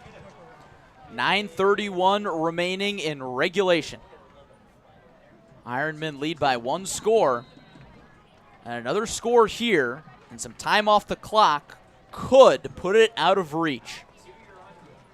The 19th seeded Ironmen looking for the upset of 3rd seeded undefeated Pekin at home. Beatty gives to Tommy Davis, bounces to the outside, cuts back upfield, makes a man miss, and he's dragged down. Davis looked up the gut, and then he bounced it outside for a big gain. Tommy Davis averaging close to 15 yards per carry. No reason to go elsewhere in this 4th quarter, Joko. Except maybe the cramps. I'd say keep putting the ball in the hands of your best player. certainly been their star tonight. D'Avion Smith is in the ball game. He gets his first carry, trying to plow through the line, and he can't. He's pushed backwards. Pekin's big defensive line. Some big fellas up there. Jace Hackman has had a big game. Braden Beckham in there as well. And that defensive line, they know they need to make another big stop here, get the ball back to their offense, and Community. The clock continues to run, 2nd and 9.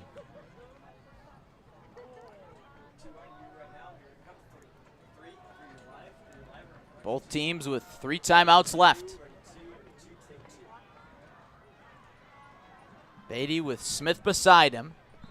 Theory in motion. Flag comes in. Speaking of motion, a little bit too much on the offensive line. And Community is pushed back. Tough break for Community. Pekin, that's exactly what they needed there. It's a false start. 7th penalty against Community. 2nd and 14 now. Beatty out of the pocket. Now looks left and completes to Ferrante. He's plowed into the ground by Shaman Handigan. By a guy nearly twice his size. Impressive. I think this is where Pekin's defense has really turned it up. They know what's on the line. They don't want to go home and get knocked out in the 2nd round again like last season. They want to try to keep this rolling. And for Community, they want to try to get further on in the playoffs like they fell short doing last season. So we anticipate a great game. This has lived up to every bit of that. 3rd and 15, and Kyle Beatty, the super sophomore, and the empty set. Smith in motion, whistle blows again, and it's another false start. The most inopportune time for Community on a drive that could put the dagger into Pekin. They've stabbed themselves, now twice. Yeah, especially late in this game, you know, as the clock kind of runs down, you don't want to keep committing these penalties. For Pekin, now a really good chance to get a stop. 3rd and 20. A no-brainer pass situation normally, but with the Ironmen up by a touchdown and the clock winding down, maybe they stay on the ground. Looks like they won't.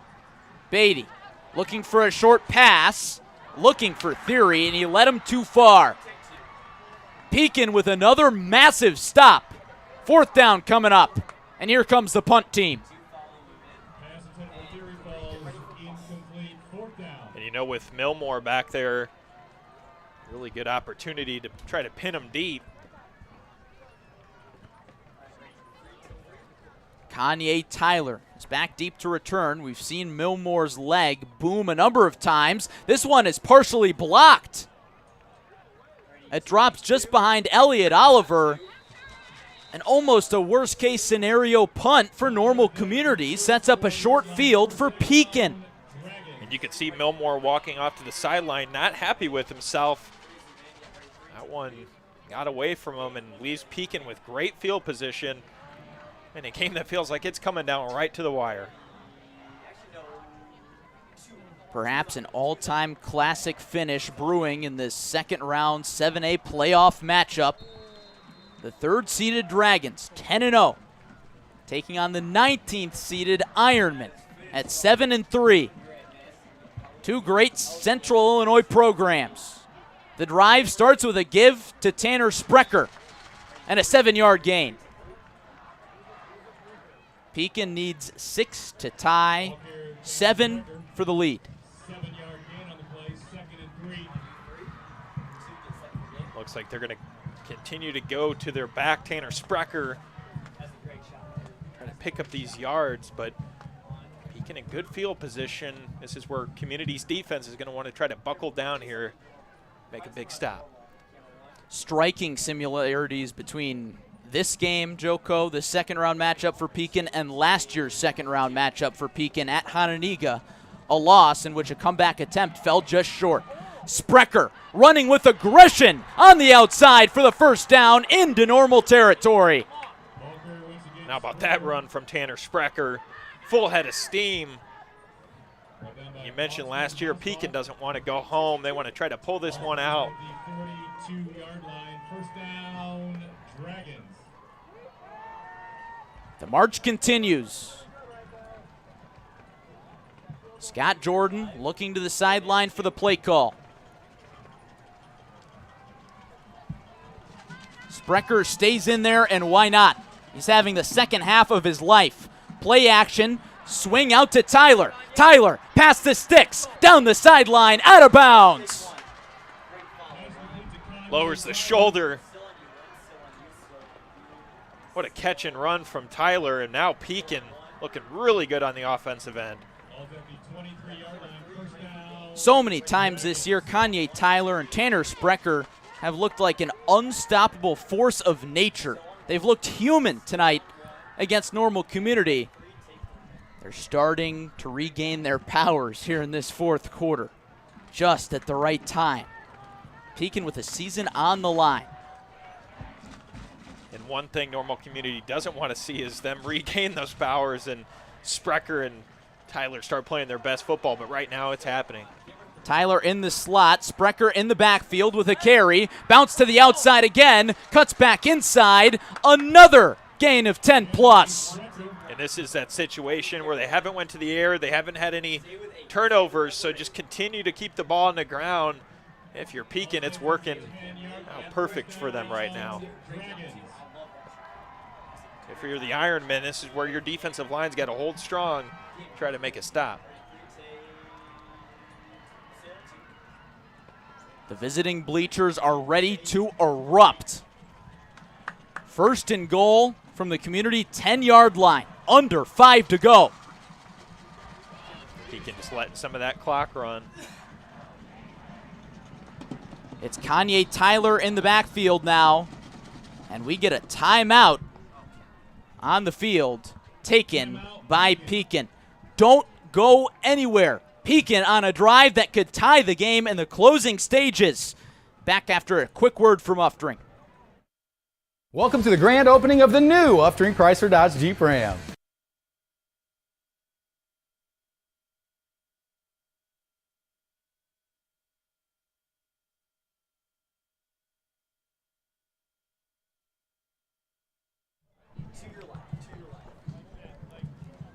These are the spots you dream of. 4:44 on the clock.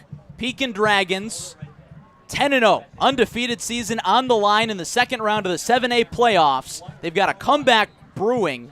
It's first and goal from the community 10. A touchdown ties it. Pekin coming out of their own timeout. Yeah, this would put a lot of momentum back on Pekin's side.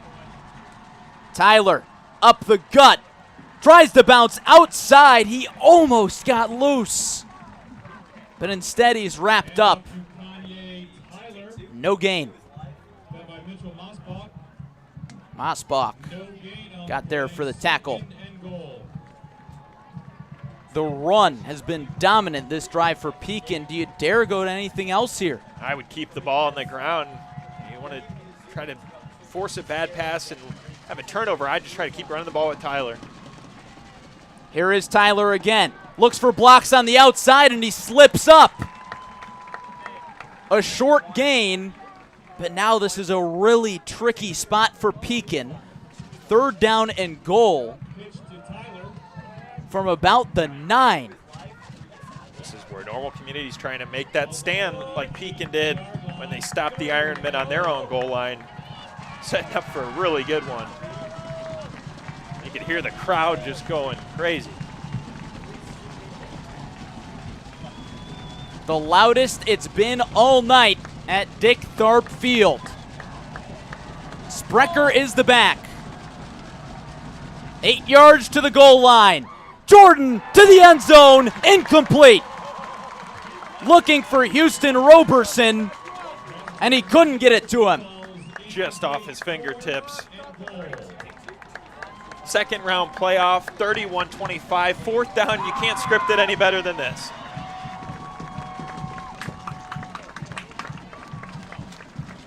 The crowd rises to its feet. Could be Pekin season on the line right here if they don't convert. Could be 4th and ball game. Jordan to the end zone for Benassi. Incomplete.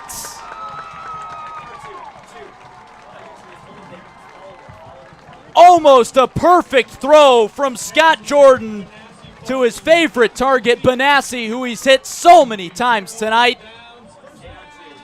That's why it's a game of inches. Game not over yet. Pekin going to try to make a defensive stop, but this is where Community can try to ice the clock out. What a stand for the Ironmen, though, on the goal line. Pekin looked unstoppable again. And they were stopped in their tracks into the Iron Curtain. Like you said, not over yet. Pekin with 2 timeouts. Ironmen with 3.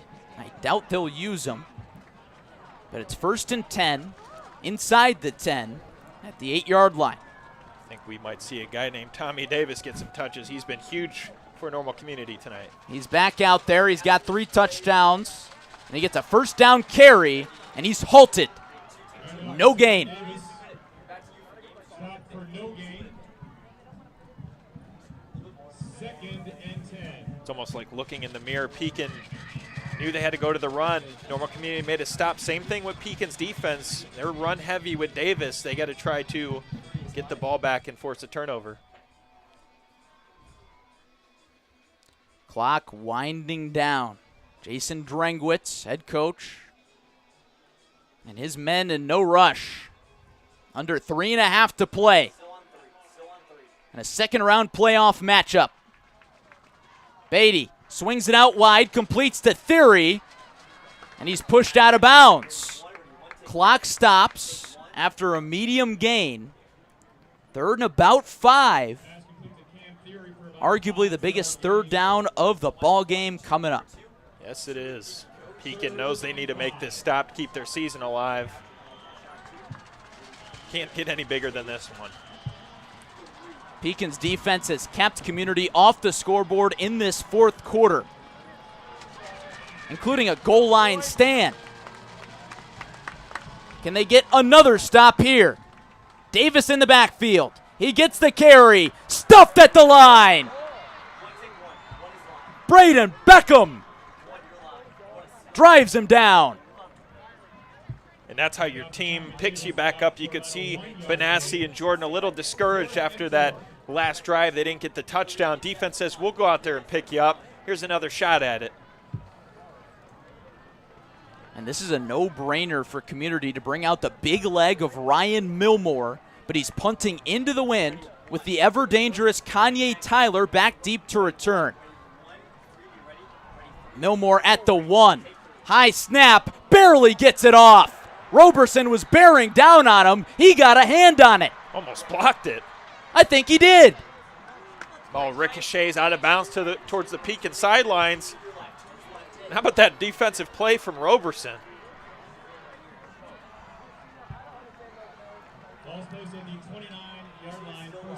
What a spot and great field position for Pekin.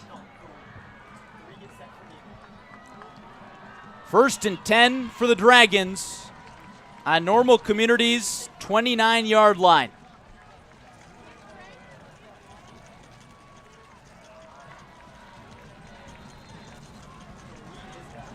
Could be the game of the year, and it could be the game of these players' lives. Jordan gives to Sprecher, and he's going nowhere. Stuffs him again up front. That defensive line has been so strong in limiting Sprecher.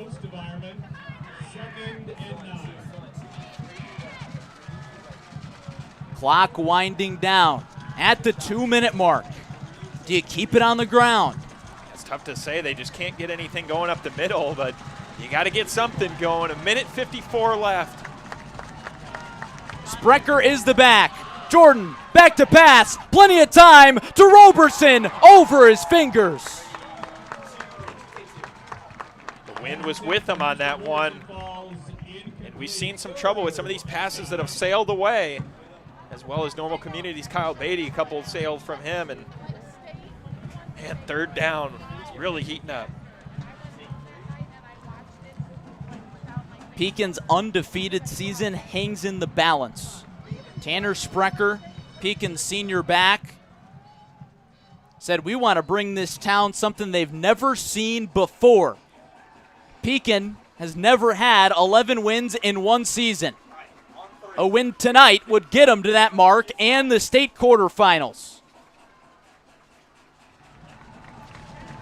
I think both fan bases are a little nervous. This one is right down to the wire. Here's a reverse, back to Tyler, back to Jordan, out of the pocket, he's on the run now, past the sticks, out of bounds. The trick play was blown up, but Scott Jordan improvises again. We've seen him on his feet throughout this game, especially early in the first half. No more so than that one. Biggest play of the game for the quarterback, able to get the first down. Holy cow. 1st and 10 from the 16. Pekin with 2 timeouts. Here's Sprecher, up the gut, tripped up. Inside the 15. Good chunk on 1st down. Not only does this pay to their advantage, they can try to walk this one off, Larry. They have the potential to try to score with no time left if the clock keeps running. Jordan from the gun. Swings it out to Tyler. Dances up the middle towards the goal line. Brought down by Theory just in the nick of time. But it moves the chains again. Clock stops momentarily.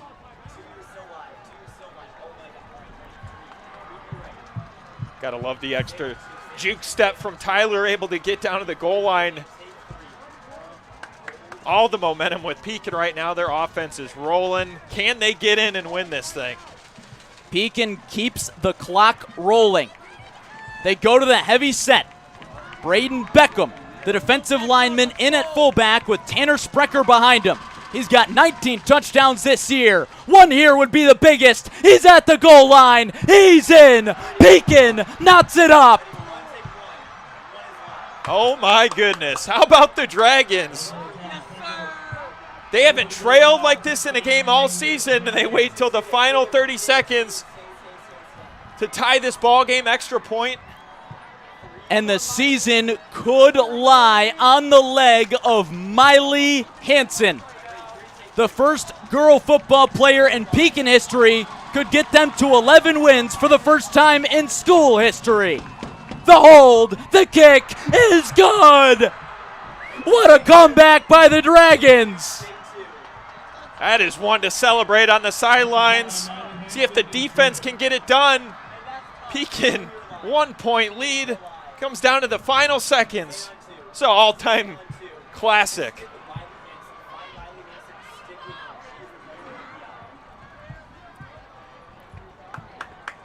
Hansen redeems herself after her extra point was blocked in the first quarter. Her first try since puts Pekin in front with 30 seconds to go. Some fans are heading for the exits, but Joko, 30 seconds and 3 timeouts remain for the Ironmen. Yeah, it is not over yet. Not what we've seen throughout this game. Trick plays, great runs, far from over. But Pekin's got to like that they have the lead. And don't forget, they got this guy named Ryan Milmore. You put him in field goal position, game's not over. Pekin wants to try to put a stop, though.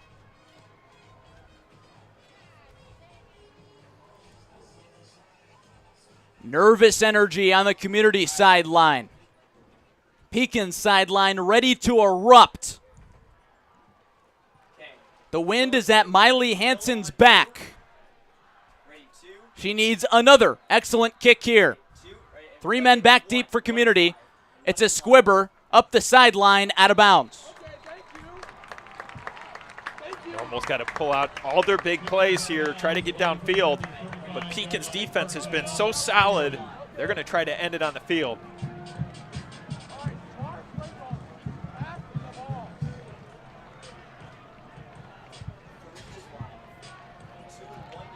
Normal community with the season on the line. So many people didn't think they'd get to this point.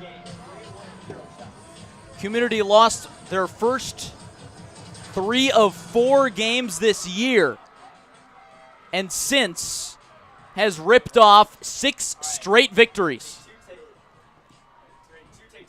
Community has elected to redo the kick. So not so fast. Community declines the penalty. So Miley Hansen will kick it again. Jason Drengwitz rolls the dice and says, I want to give my returners a chance. Well, he's got to like that he's got Davis back there, guys that can put him in position with some better field position. Hansen can keep it in bounds. This is when the special teams is going to have to lock down for the Dragons. Chris Taylor, Tommy Davis, and Marquand Gary are the returners. Here we go again. The ball falls off the tee, as if it couldn't get any more suspenseful.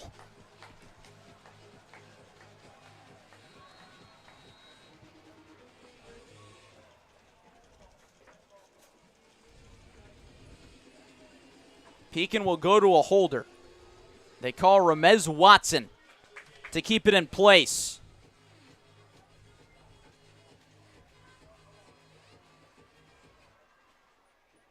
Hansen towards the middle of the field.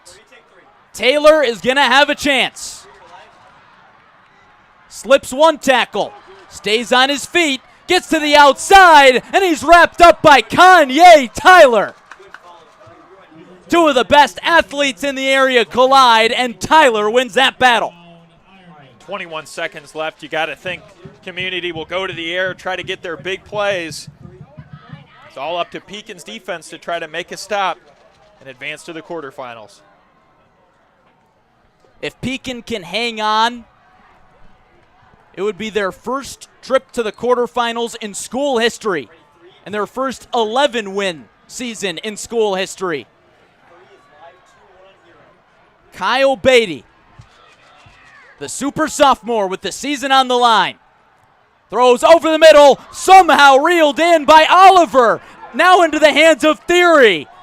He stays in bounds. Pekin keeps him in, and the Ironmen take a timeout.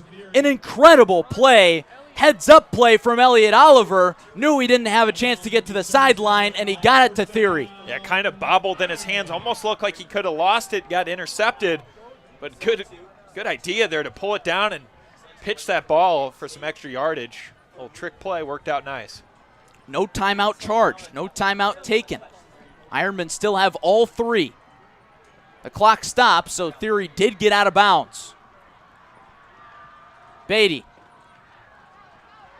Rush coming. Throws to the sideline. Is it a catch? No. Incomplete to the tight end, Zach Ferrante, who tried to drag the toe, but could not. Could be it right here for Community. Pekin goes into prevent defense. Their defense has shut out Community in the final quarter. Epic stand after epic stand. Incredible game coming down to an incredible finish. This could get crazy.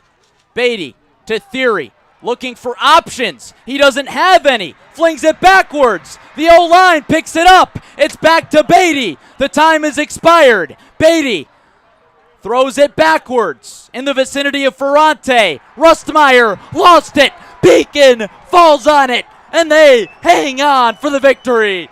That's something to celebrate, Dragons. For the first time ever, headed to the quarterfinals. What a game in epic fashion.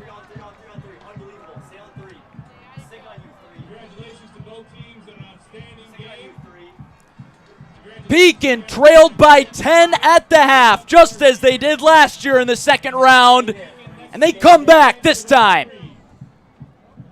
32-31 the final. That was an instant classic. What a second round playoff game between 2 great teams. Pekin gets the upper hand. They got to be excited down there. They've worked for this all season.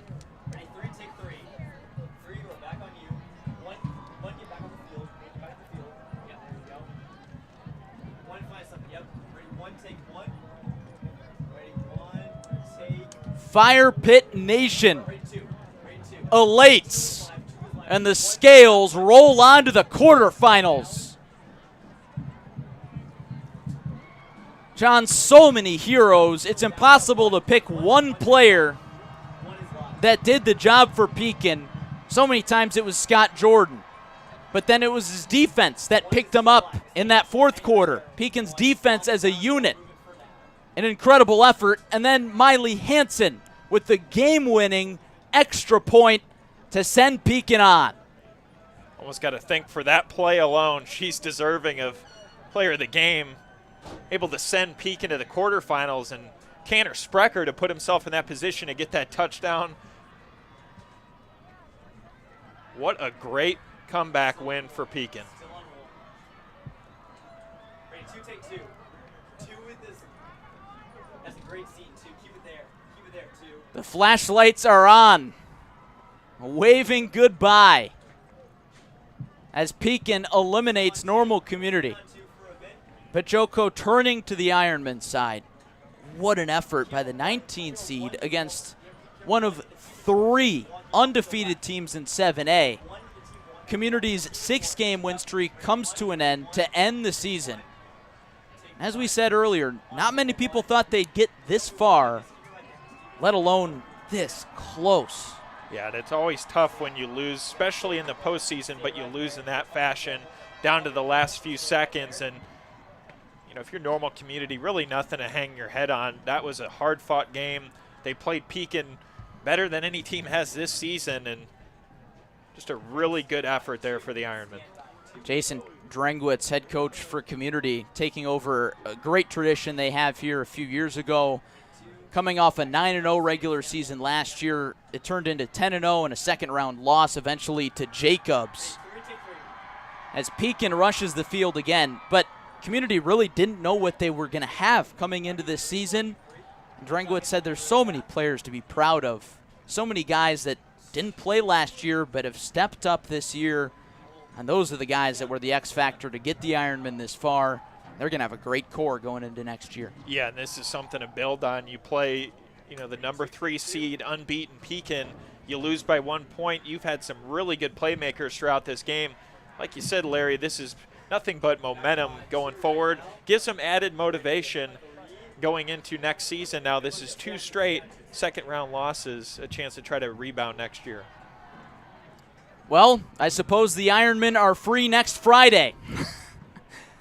As Pekin's student section came prepared with the signage and all, as they wait for their team in the back of the end zone. Tanner Sprecher said he wanted to give the town something they've never seen. Well, now they have it. An 11-0 season for the Dragons continues on into next week's IHSA 7A quarterfinal, where Pekin awaits the winner of Wheaton North and Lake Zurich. That game tomorrow afternoon at 4 o'clock. Dragons going over there to celebrate with the student section. You'll love to see it. Be a party in Pekin tonight.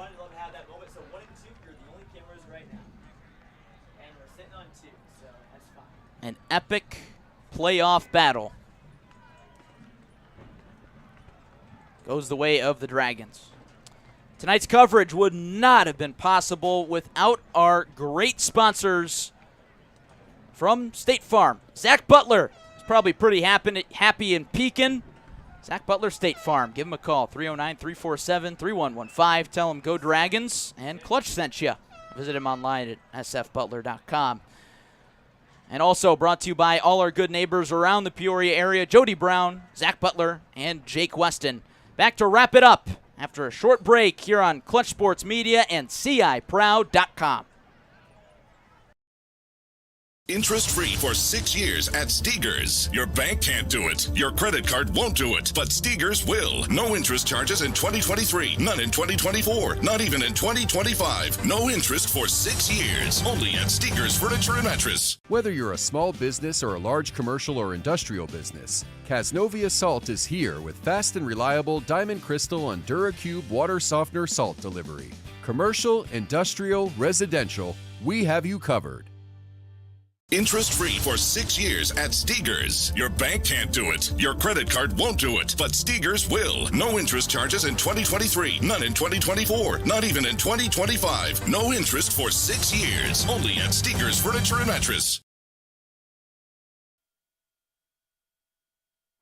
Back to wrap it up from Normal Community High School as Pekin charges on into the playoffs, into the quarterfinals, by taking down Normal Community in comeback fashion, 32-31. Larry Larson, John Camosa, and John, I'm at a loss for words, probably out of words. Your final thoughts?